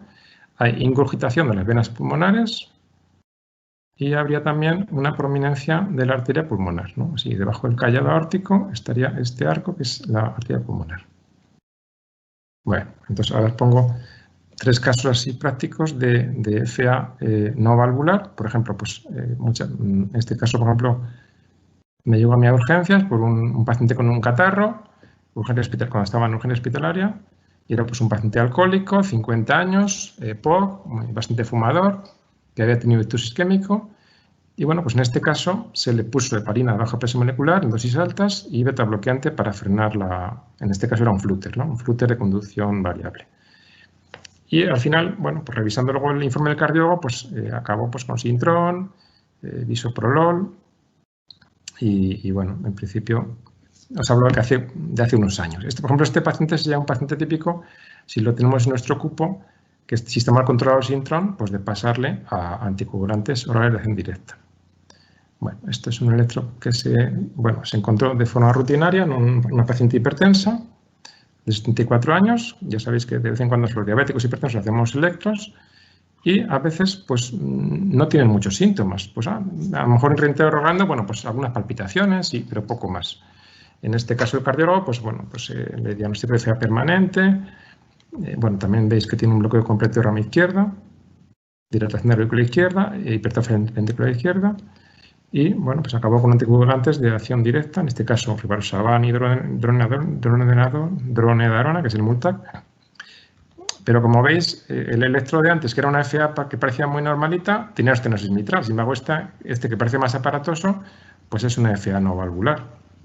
O sea que tampoco os fiéis simplemente del electro. Hay que ver al paciente, la anamnesis y la exploración física. Y un tercer caso de FA no valvular, pues es una paciente mayor, 92 años, que tuvo que ingresar en fallo cardíaco, diabética, hipertensa, con FA permanente, ya estaba anticoagulada. Y bueno, el informe de alta pues se fue con amiodarona, con atenolol, con el Sintrón y bueno, os digo, este caso pues lo mismo, ¿no? Sería un paciente de nuestro cupo, si está fuera de rango terapéutico, ya sabéis que es por debajo del 70%, pues también sería candidato a pasar a los ACODs, ¿no? Bueno, entonces estos pacientes que tienen FA no valvular hay que estratificar el riesgo tromboembólico, ¿vale? Aunque hay muchos factores de riesgo que nos hablan en la guía europea, se han simplificado en el CHAS-VAX. Hace unos años era el CHAS-2, como recordáis, y ahora se ha ampliado al CHAS-VAS. Uy, no se queda. Bueno, que da doble puntuación en la edad de 75 o más años y en el ictus o episodios tromboembólicos arteriales previos, ¿no? Ahí sería doble puntuación. La mínima puntuación sería 0 puntos en el varón y 1 en la mujer, y el máximo 9 y 8. ¿Vale? En este caso, el sexo femenino, más que un factor de riesgo, sería más dependiente de la edad o de otros factores de riesgo. O sea, se sumaría a otras comorbilidades. Esto es lo mismo, el CHAS-VAS. Bueno, y lo que nos dice en la guía esta de la FA europea es que la recomendación tiene recomendación 1A, o sea, está muy recomendado que bueno, el paciente con FA, para prevenir ictus, hay que utilizar preferentemente los ACOS sobre los antivitamina K. Lógicamente, en la FA no valvular, como hemos comentado. ¿Vale? Otra recomendación 1A sería que el paciente con un CHAS-VAS de riesgo bajo, 0 en varones y 1 en mujeres, aquí está claro que no hay que anticoagular, ni antiagregar ni anticoagular. ¿De acuerdo? Si el CHAS-VAS bueno, tiene un punto o 2 puntos si contamos en mujeres, un punto más, esto es un riesgo moderado con una clase de recomendación 2A. Hay que considerar el anticoagulante, pero tampoco bueno, tiene menos evidencia, digamos, que el siguiente, que veremos que es el CHAS-VAS 2 o más en varones, 3 o más en mujeres. Ahí está claro que tiene una recomendación 1A. ¿Vale? Esto está claro que hay que anticoagular. Y la guía nos habla de que es preferible empezar con el anticoagulante oral de acción directa. Bueno, y también se recomienda evaluar el riesgo hemorrágico. Bueno, tanto el riesgo tromboembólico como el riesgo hemorrágico son riesgos, digamos, hay que hacer una evaluación dinámica. O sea, no es, si alguien tiene un CHAS-VAS de 3, no es para siempre el 3, ¿no? O un HAS-B 3, no es para siempre. Hay que reevaluarlo, ¿no? Y seguramente en gente mayor y con comorbilidades vaya aumentando el riesgo, ¿eh? Entonces, a lo mejor hay que ir modificando. Antes no era para anticoagular y ahora sí.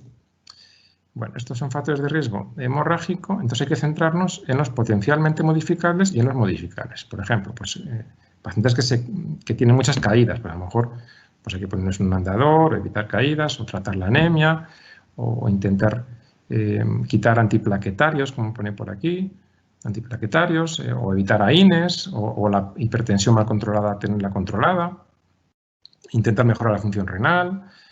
Si están con síndrome, pues intentar mejorar ese INR entre 2 y 3. Entonces, lo que ha comentado José Luis es que muchísimos pacientes, al menos el 50% de los pacientes con síndrome, están fuera de rango terapéutico, o sea, no están por encima del 65-70%. Entonces, esto realmente es escandaloso, ¿no? Pero claro, las gerencias se están fijando solo pues, en la economía, ¿no? En ahorrar. Pero bueno, si los pacientes lo supieran que están en riesgo, quizá nos lo demandaría, ¿no? Hacer el cambio. Y luego, esos factores que hemos visto en la diapositiva anterior se han simplificado en el HAS-BLED.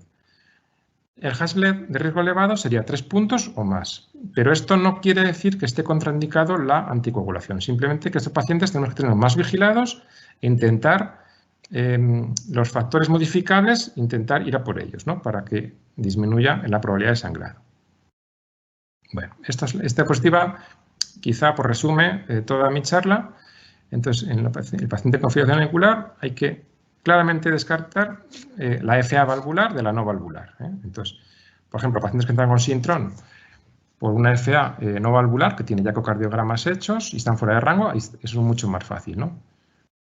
Sin embargo, los que no tienen, bueno, la FA de novo, por ejemplo, pues hay que, bueno, pues programarle para otro día, mirar la historia, o sea, hacer una labor de investigación, auscultarles, para estar seguros de no entrarnos en el terreno de la FA valvular, ¿no? Que aquí he puesto prohibido porque estos pacientes de FA valvular no podemos ponerles los ACODs, ¿no? El resto de pacientes habría que ver si tiene un riesgo bajo. Si tiene un riesgo bajo, o sea, CHAS-VAS 0 en hombres y 1 en mujeres, lógicamente ahí está la recomendación no anticoagular. Ni anticoagular ni antiagregar. O sea, eso hace poco, vamos, el otro día revisando unas guías del año 2000, es que no tiene nada que ver con las guías de ahora de la FA, porque ahí se hablaba pues de la DIRO del sintrón, o sea, no había ningún anticoagulante de acción directa, o sea, no tiene nada que ver con las guías actuales. Bueno, entonces si quitamos el riesgo bajo, nos quedaríamos con el riesgo moderado y el riesgo elevado. El riesgo moderado sería un CHA+-VAS de 1 o bien 2 si contamos que es mujer, ¿vale? Entonces, estos de riesgo moderado, ahí habría que considerar un poco, bueno, pues preferencia del paciente, valorar si el paciente lo va a poder llevar bien o no, riesgo hemorrágico. Sin embargo, los de riesgo elevado, o sea, CHA+-VAS 2 en hombres o 3 en mujeres, ahí está claro que la recomendación es cuanto antes anticoagular, mejor, clase 1A, ¿vale? Entonces, por ejemplo, la labor de atención primaria quizá debería centrarnos, si no disponemos de un ecocardiograma, en estos pacientes de CHA+-VAS 2 o 3, según el sexo, cuanto antes nosotros mismos podemos ya iniciarles la anticoagulación, ¿vale? Y preferentemente los de acción directa, ¿vale? Eso no, como se recoge en la guía de la FA. Bueno, entonces, este protocolo lo tenemos en urgencia hospitalaria y, bueno, pues aquí era una especie de checklist que también se podía aplicar a primaria, ¿no? Pues tenemos que estar seguros que es una fibrilación auricular o bien un flúter auricular, que sea no valvular, que no esté actualmente anticoagulado, porque habría que hacer el cambio, lógicamente, no asociar los dos. Que tenga una indicación clara de anticoagulación crónica y no nos confundiremos, CHA+-VAS 2 o más en varones, 3 o más en mujeres. Bueno, edad adulta, lógicamente, para estos ACODs. Que no haya contradicciones absolutas, sobre todo riesgo vamos, por hemorragias recientes. Imaginaos un paciente con una anemia severa no diagnosticada, pues lógicamente no vamos a anticoagularles hasta que no descartemos un sangrado activo. Bueno, el paciente tiene que aceptar el tratamiento, o sea, no podemos obligarle a que se vaya con su anticoagulante. Hay que decirle que es una especie de sintrón, pero mucho más cómodo. Bueno, el paciente, si era una FA de novo, mandarle a cardiología para seguimiento, pero si no está inestable, no corre prisa, o sea, una derivación ordinaria. Y, bueno, pues pedir el visado, ¿no? Que en este caso cada vez nos lo están autorizando más a primaria.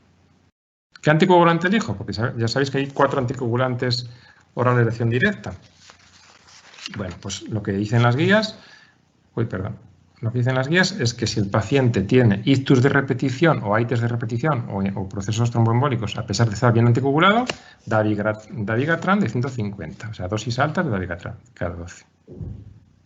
Si el paciente tiene insuficiencia renal crónica, moderada severa, hay que tener en cuenta que el dabigatran se elimina el 80% por vía renal. Entonces, a lo mejor es el último que habría que elegir, ¿no? Entonces, habría que elegir el resto, pero, bueno, pues dosificando dosis.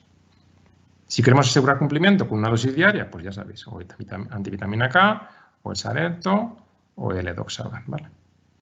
¿Qué antídoto disponible? Bueno, pues hoy por hoy, de momento, el dabigatran tiene el Prasvin, aunque hay, como decía Mercedes, ya anticoagulantes para rivaroxaban y apixaban, pero o no está comercializado, todavía no están disponibles. Alto riesgo de hemorragia digestiva, apixaban es el mejor posicionado. Síntomas gastrointestinales o dispepsia, apixaban también es el mejor posicionado. Alto riesgo hemorrágico, Haslet 3 o más, bueno, pues aquí habría que evitar el sintrón, habría que evitar dabigatran dosis altas y habría que también evitar el rivaroxaban.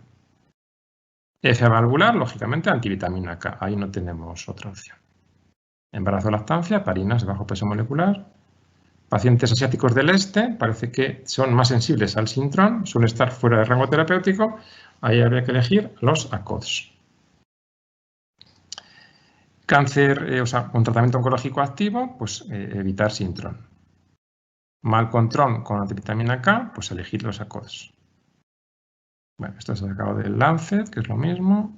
Esto del European Heart Journal. Y bueno, si nos decidimos a usar anticoagulante de acción directa, hay que estar muy seguro de qué dosis utilizar, ¿no? Y para eso hay que, cada laboratorio tiene sus indicaciones, ¿no? Cada medicamento. Por ejemplo, bueno, acordaos que dabigatran se llama así porque inhibe a la trombina, tendría la dosis de 150 cada 12 y de 110 cada 12. Rivaroxaban, apixaban y edoxaban. Estos se llaman así porque inhiben al factor 10 activado. Rivaroxaban 20 cada 24, en este caso es una vez al día, o 15 cada 24 en algunas de las situaciones, pero en este caso en filtro glomerular bajo. Y la apixaban 5, que es la dosis estándar, cada 12, o 2,5 cada 12, si se asocian 2 o más de los siguientes criterios: la edad avanzada, el peso bajo o la creatinina elevada, ¿vale? Y luego edoxaban, la dosis estándar 60 cada 24 y en algunas condiciones 30 cada 24, ¿vale? Bueno, esto es lo mismo sacado de la guía. Y luego hay que tener, si nos decidimos por usar los ACOS, evitar interacciones y tener en cuenta algunas precauciones, ¿no? Y sobre todo hay que tener en cuenta factores, o sea, fármacos inductores enzimáticos que bajan la concentración del anticoagulante y, por tanto, aumentaría el riesgo de ictus. Y hay que tener en cuenta bueno, por ejemplo, pues la fenitoína, antipilépticos, barbitúricos, rifampicina, hierba de San Juan, estos son inductores enzimáticos, ¿eh? Y los inhibidores enzimáticos, pues por ejemplo, el itraconazol, el ketoconazol, la miodarona, la eritromicina, estos, digamos, hacen el efecto contrario. Aumenta la concentración de los fármacos y produciría riesgo hemorrágico. Sin embargo, aunque parezca complicado, es mucho más sencillo que todas las interacciones que tiene el antivitamina, el citrón en este caso, ¿no? Y nada, muchas gracias por vuestra atención.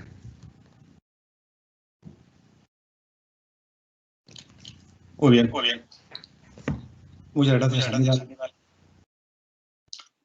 Vale, pues tenemos un canal para hacer preguntas a través de él, y yo, bueno, pues animo a los asistentes a que hagan preguntas, y si no, bueno, pues debatiremos entre nosotros. Bueno, os pido a todos los ponentes que abráis la cámara y el micrófono para que nos podamos ver todos.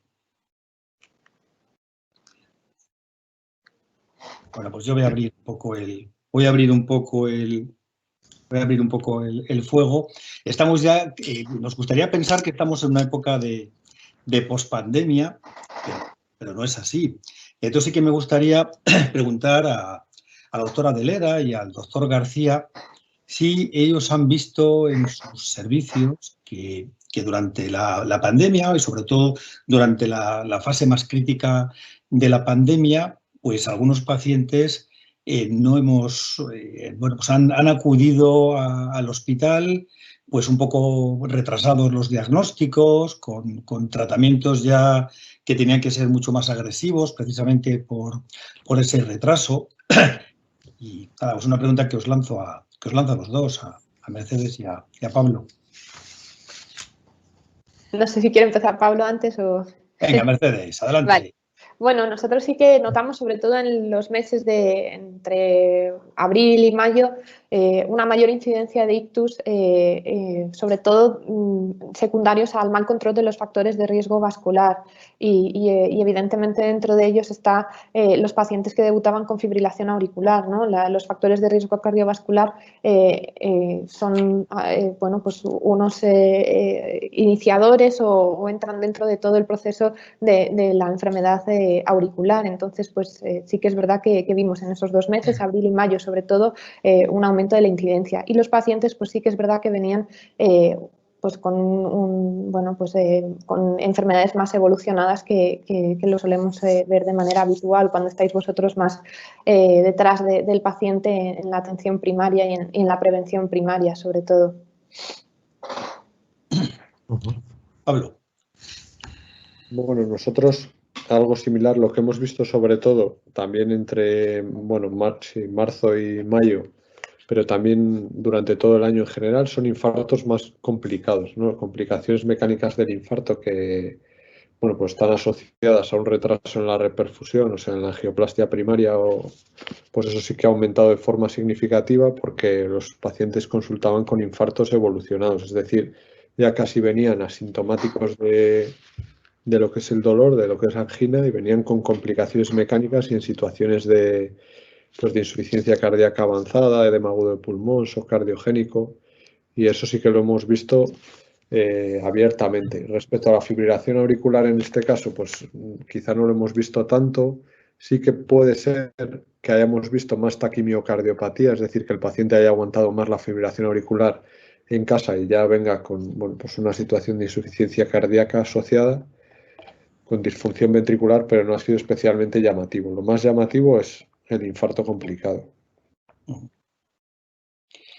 Aníbal, tú desde tu experiencia, desde tu centro de salud, en cuanto al seguimiento de los pacientes anticoagulados y sobre todo aquellos que estaban con Sintrom, yo creo que sí que... ¿Qué opinas? O sea, sí que se han mantenido la regularidad en los controles. Bueno, algún caso que recuerdo... ¿Tú has detectado alguna pérdida de tratamientos?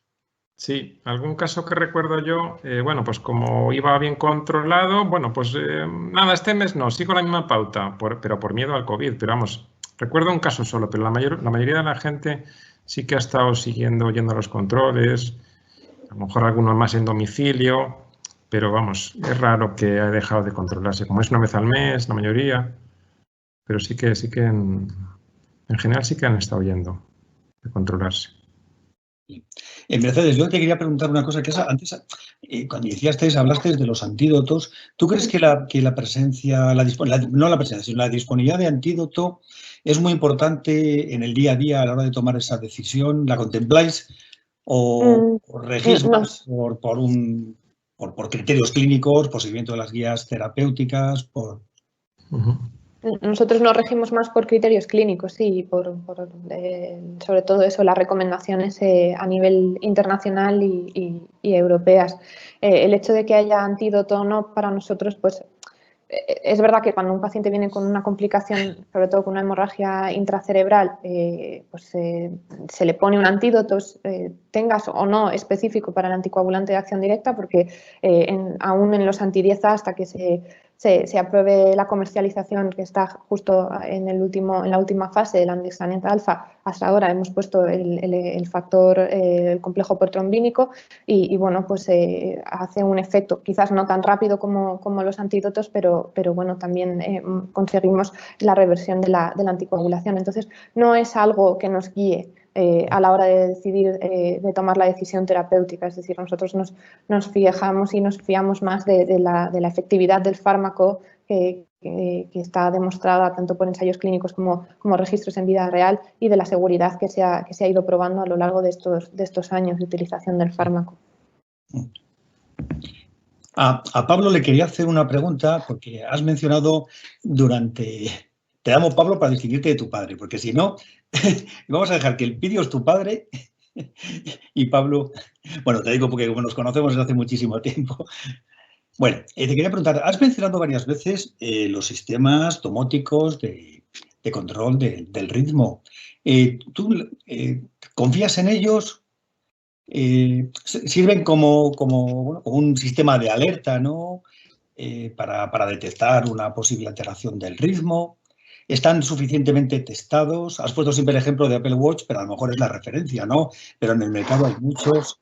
¿Recomendáis su uso a los pacientes? Sobre todo en esos pacientes que están en ese estado subclínico. Pues mira, yo la experiencia que más tengo es con el Apple Watch, es de lo que más he visto registros de pacientes y la verdad es que la calidad es bastante buena. Y sí que he diagnosticado fibrilaciones auriculares por el Apple Watch, especialmente en gente más joven, claro, que bueno, pues no tanto de forma sintomática, simplemente que se hagan un trazado del reloj, sino, bueno, pues gente que empieza a notar cosas y tal y se lo compra, ¿no? O lo tiene por otro motivo y se ve. Pero sí que lo he diagnosticado y la confianza, por lo menos en el Apple Watch, es 100%. Por lo que la experiencia que he visto. Es verdad que a veces el Apple Watch detecta como FA cosas que realmente no son, pero un médico si lo ve, pues se distinguen bastante bien, ¿vale? Luego hay otro tipo de dispositivos, muy típica es la consulta del paciente que hace deporte y lleva un pulsómetro y te trae el registro del pulsómetro diciendo, mira, yo es que iba a 160 pulsaciones, yo siempre corro y siempre voy a 160 y en este momento se me pone a 180 sin causa. Eso ya es más complicado, ¿no? Porque, bueno, pues basarte en cambios bruscos de frecuencia, pues puede ser cualquier cosa, ¿no? Puede ser cualquier cosa y no todo ello tiene que ser patológico. Pero yo precisamente a esta gente sí que la recomiendo el uso de relojes que tengan registro del electrocardiograma. No tiene por qué ser el Apple Watch. Al final se basan en lo mismo. Es la derivación 1 del electro, que la llevan en el brazo izquierdo. Y con el Apple Watch en concreto he visto una publicación de un electro de 12 derivaciones poniendo el reloj en las precordiales y haciendo un electro de cada precordial y registrando un infarto de miocardio. Es un caso aislado, pero vamos, que la calidad del registro es buena, es muy buena. Luego ya están los temas de los dispositivos cardíacos. Eso hay que mirarlos con cuidado porque no todo es fibrilación auricular, hay veces que es ruido eléctrico, hay veces que bueno, pues no siempre es fibrilación auricular, puede ser una taquicardia auricular. Pensar que solo registran el electrodo que está clavado en el corazón y eso es un registro de una zona muy pequeñita del corazón, de tal forma que todo lo va a registrar de forma regular, como os he enseñado en el registro ese, pero puede ser que en el global de la aurícula eso sea irregular, o puede ser un flutter, o puede ser otro, vamos, una taquicardia auricular que no tiene la misma indicación de anticoagular que una FEA. O sea que bueno. Pero bueno, en resumen, yo lo de los relojes con registro de electros sí que confío y lo recomiendo, vamos, abiertamente. Sí. Sirven por lo menos de alerta, ¿no? Para ver que hay una alteración del ritmo y luego ya estáis vosotros para etiquetarla. Y si el registro es de 30 segundos y vosotros, cualquier médico lo ve y es compatible con fibrilación auricular, lo puede diagnosticar, y así lo establece la guía europea. Un registro, lo pone además en pequeño, vamos, entre paréntesis, dice un registro de 30 segundos y que son válidos los wearable monitors, vamos, los relojes. Aníbal, recordarás que al principio de la pandemia, desde la gerencia, nos suministraron un dispositivo que se llama Cardia. Le conocéis todos. ¿Qué valoración haces, Aníbal? Y luego le preguntamos a nuestros compañeros de hospital. Bueno, pero creo que fue solo para utilizar los fármacos que alargaban el QT, ¿no? Creo que era por eso. Pero se puede dar continuidad a ese dispositivo. Sí, la verdad que no lo hemos llegado a usar mucho. Vamos, durante los meses fuertes de la pandemia sí que se llegó a usar antes de poner pues cloroquina o vamos, algún tratamiento que alargaba el QT, pero luego la verdad que lo hemos dejado un poco en desuso. Pero sí que tienes razón que a lo mejor sí que se podía dar a utilizar. Sí, yo creo que no los utilizamos adecuadamente en aquel momento, porque tampoco nos atrevíamos a poner. Bueno, tampoco había la cloroquina. Pablo, ¿qué opinas de ese dispositivo? Es buen, o sea, al final es muy parecido al registro de los relojes y la calidad que tiene es bastante alta. Me parece que es muy útil para monitorear, o sea, como un holter para el paciente, pero mejor en el sentido que nosotros nos hinchamos a poner holters de 24 horas que no valen para nada, sinceramente. Bueno, os he presentado ahí, habéis visto en una de las figuras la rentabilidad de cada sistema de monitorización. Entonces, lo ideal es, sobre todo para gente con palpitaciones, pues un dispositivo tipo Cardia o un Apple Watch que lo miras en el momento que las notas, ahí tienes el registro inmediatamente. O para hacer screening, pues también es mejor eso, porque le puedes pedir varios registros a lo largo de una semana o 10 días, o se lo das al paciente un mes. Problema igual de organizar logísticamente, pero el registro es muy bueno. El registro es muy bueno. Mercedes, ¿vosotros utilizáis el servicio independientemente o actuáis siempre en colaboración, en comunicación con cardiología cuando monitorizáis un paciente con Hasta hace 1 año y medio disponíamos, además de los holters subcutáneos que colocan los cardiólogos en colaboración con nosotros, disponíamos de unos holters también wearable, que son unas camisetas, unos holters textiles en los cuales se insertaba un dispositivo, se llama el Nuvo. Y este dispositivo, que lo llevaba el paciente la mayor parte del día, salvo cuando se duchaba, lo mantenía alrededor de un mes aproximadamente. Y la verdad es que fue un trabajo muy bonito que publicó el Vall d'Hebron y del cual están saliendo varios artículos, en el cual la tasa de detección en estos pacientes era de hasta entre un 20 y un 25%. O sea que uno de cada 4, uno de cada pacientes a los cuales le colocábamos el holter se detectaba la FA. Además, es un dispositivo muy cómodo para el paciente y bueno, pues incluso pacientes de edad avanzada lo toleraban fenomenal y ellos colaboraban un montón, cargando el holter, con la limpieza del chaleco y demás. Con respecto al Cardia, nosotros no tenemos experiencia aquí en el hospital, en la clínica. Quizás, como dice Pablo, puede ser, o sea, me parece un dispositivo muy interesante en pacientes con sintomatología, con taquicardia y demás, porque sí que sé cómo funciona y me parece pues, muy cómodo y que en el momento te detecta, bueno, te es capaz de sacar un trazado. Para nuestros pacientes, pues no sé, igual depende de un poco de luego las secuelas que haya quedado del ictus, puede ser que pacientes que estén asintomáticos puedan colaborar un poquito más, pero en nuestra experiencia la FA en casi todas las ocasiones no suele dar síntomas como tal, no suele dar taquicardias en los nuestros. Muy bien.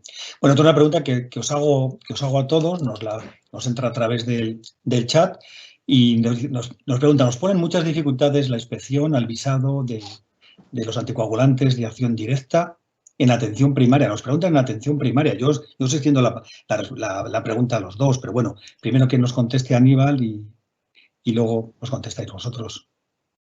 Bueno, yo le diría al compañero, que no sé quién lo ha preguntado, que si se especifica bien al inspector la indicación, que no, a mí no me han puesto nunca ninguna pega. O sea, a lo mejor ponen pegas si es en el uso en un TEP de repetición o TVP, ahí no estaría financiado, ¿no? Pero si es una FA no valvular, ponemos el chasback, o sea, o bien ponemos tiempo en rango terapéutico, fuera de rango, tanto, o sea, digamos que si lo argumentamos bien, es muy difícil que no, y si nos lo echan para atrás es volverlo otra vez a mandar, o sea que no nos echemos atrás por una vez que nos lo hayan denegado, vamos, sí, en mi opinión.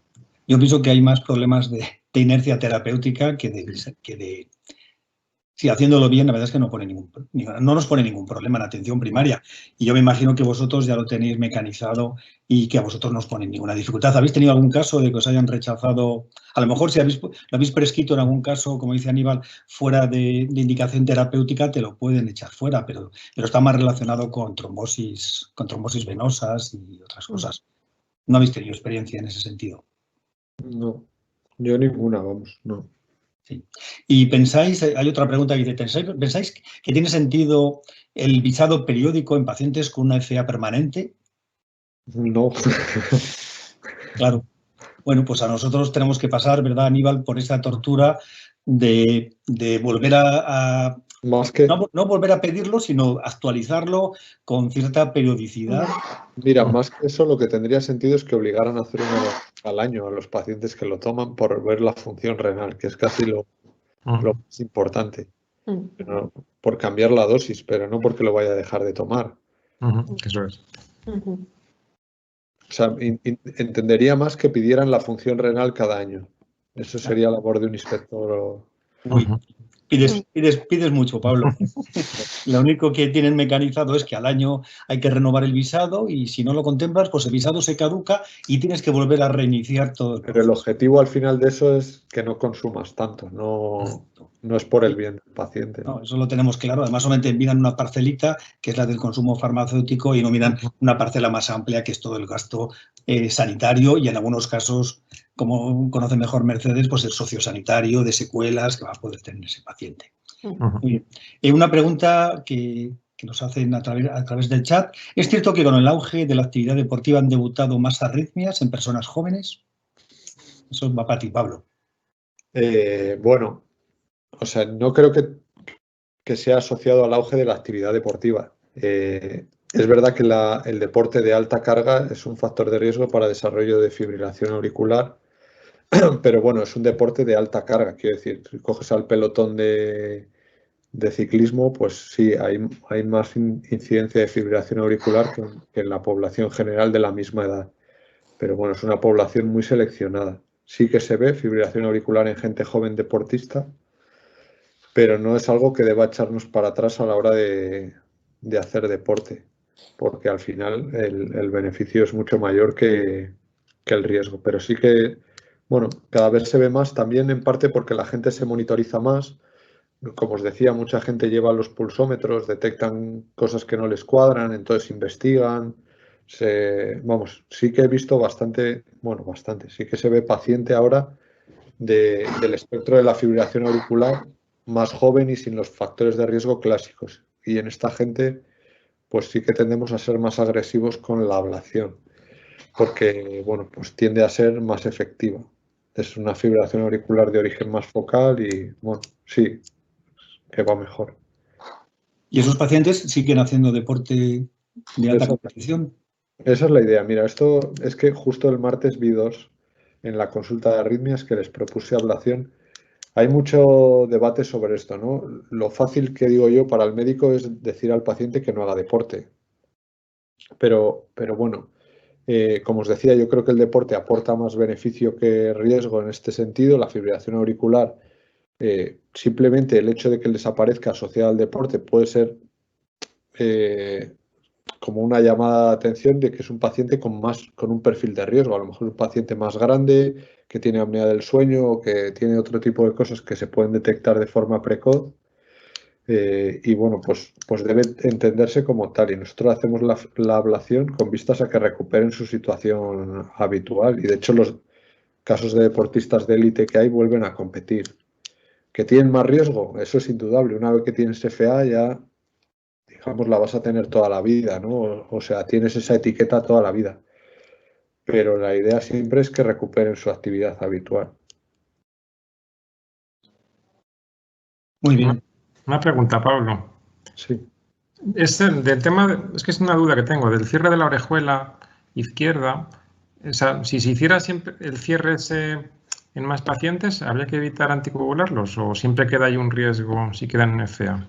Bueno, eso es una buena pregunta. De hecho, nosotros estamos participando en un estudio ahora que es de ablación de FA y cierre de orejuela a la vez, en el mismo procedimiento, con vistas a un poco precisamente a eso, reducir el riesgo trombótico con la ablación, porque reduces la carga de FA, y reducir el riesgo trombótico cerrando la orejuela y ver si con eso seríamos capaces de eliminar la anticoagulación indefinida. Pero a día de hoy el cierre de orejuela ha mostrado su eficacia, pero en un subgrupo muy limitado de pacientes, que es aquellos en los que no puedes anticoagular por riesgo hemorrágico evidente, no por un sangrado. Teóricamente se recomienda probar dos fármacos al menos, pero bueno, nosotros es verdad que sí en situaciones así con un perfil de riesgo, situaciones, por ejemplo, pacientes oncológicos activos que tienen un tumor abierto a una cavidad o cosas así, pues sí que lo hacemos y tenemos buena experiencia. Tienen que estar antiagregados un tiempo y bueno, la evolución es buena, pero hay algunos de estos casos que siguen teniendo ictus, entonces, y tampoco es una técnica que esté probada en gente, digamos, normal, entre comillas, ¿no? El paciente estándar. Pero eso se andará, porque, bueno, en cirugía general, ahora hace poco ha salido un estudio, en cirugía general, en cirugía cardíaca, que el cierre de la orejuela mecánico, es decir, cerraban la orejuela en las cirugías cardíacas y se asociaba, lógicamente, a reducción del riesgo de ictus. O sea que sí que está claro que va a tener un beneficio, pero si es suficiente para eliminar los anticoagulantes, no lo creo. No, pero bueno, se verá. Muy bien, pues para finalizar os voy a hacer la misma pregunta a Pablo y a Mercedes. Mercedes, ¿qué valoración haces del código ictus después de estos años que lo tenemos, digamos, con ello implantado en el hospital clínico? Luego ya sabes lo que te voy a preguntar a Pablo. La verdad es que se ha avanzado muchísimo desde el inicio de la implantación del código ictus, del inicio de la unidad ictus aquí en el año 2008. La evolución ha sido exponencial y muy positiva. Cada vez se están reduciendo más los tiempos desde el punto de vista no solo de la atención primaria, sino del servicio de emergencias.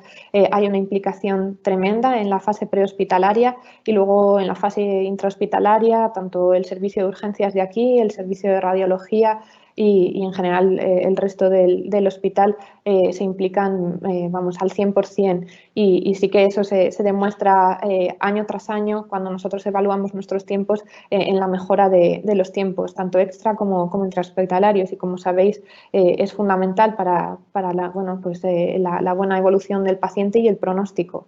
En nuestro caso, o sea que estamos muy contentos y cada año pues más de los resultados.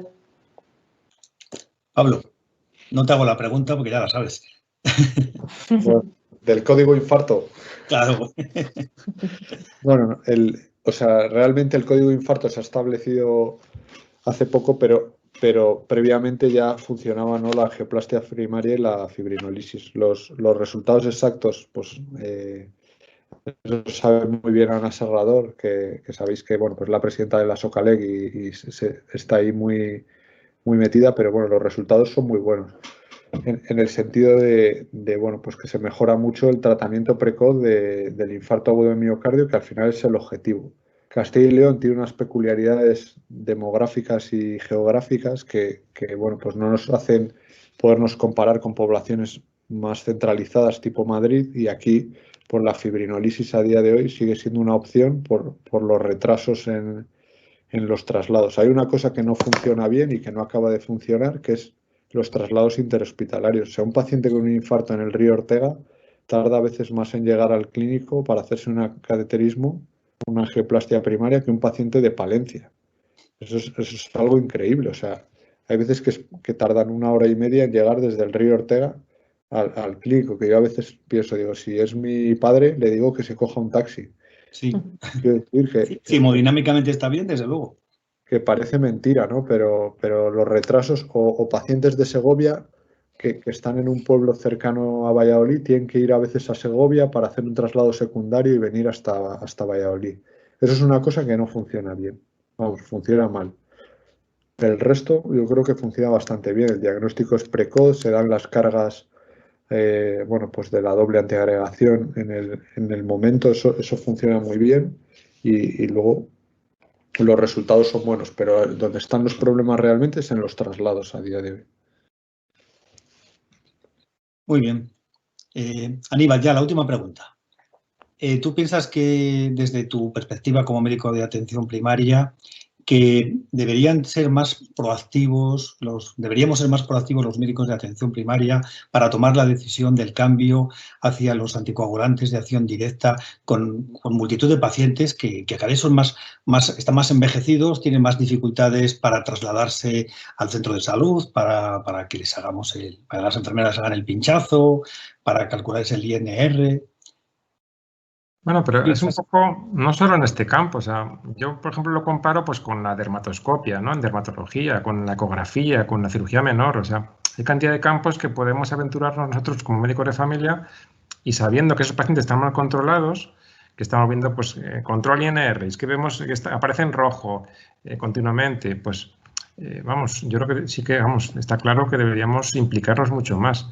Y mucho más es cuando esos pacientes tienen ecocardiogramas previos, que no, sabemos que es una FA no valvular. O sea que, bueno, otra cosa está las FA de novo, ¿no? Que ya, bueno, ya sería un poco más con calma, ¿no? El hacer el cambio, ¿no? Pero vamos, que sin duda, vamos, que habría que ser más proactivos, está claro. Muy bien, pues son ya las 8 de la tarde y, bueno, en primer lugar, pues agradeceros a todos, a Mercedes, a Aníbal, a Pablo y al patrocinador, a Bristol, bueno, pues su colaboración y su participación inestimable, a los oyentes que nos han estado viendo también, pues el que, bueno, pues en vez de estar paseando, que hace estupendo, pues hayan estado aquí con nosotros. No llueve, parece. Y nada, pues hasta otro día y gracias a todos. Un saludo. Tengáis buena tarde. Muchas gracias. Muchas gracias. Gracias. Hasta luego. Adiós.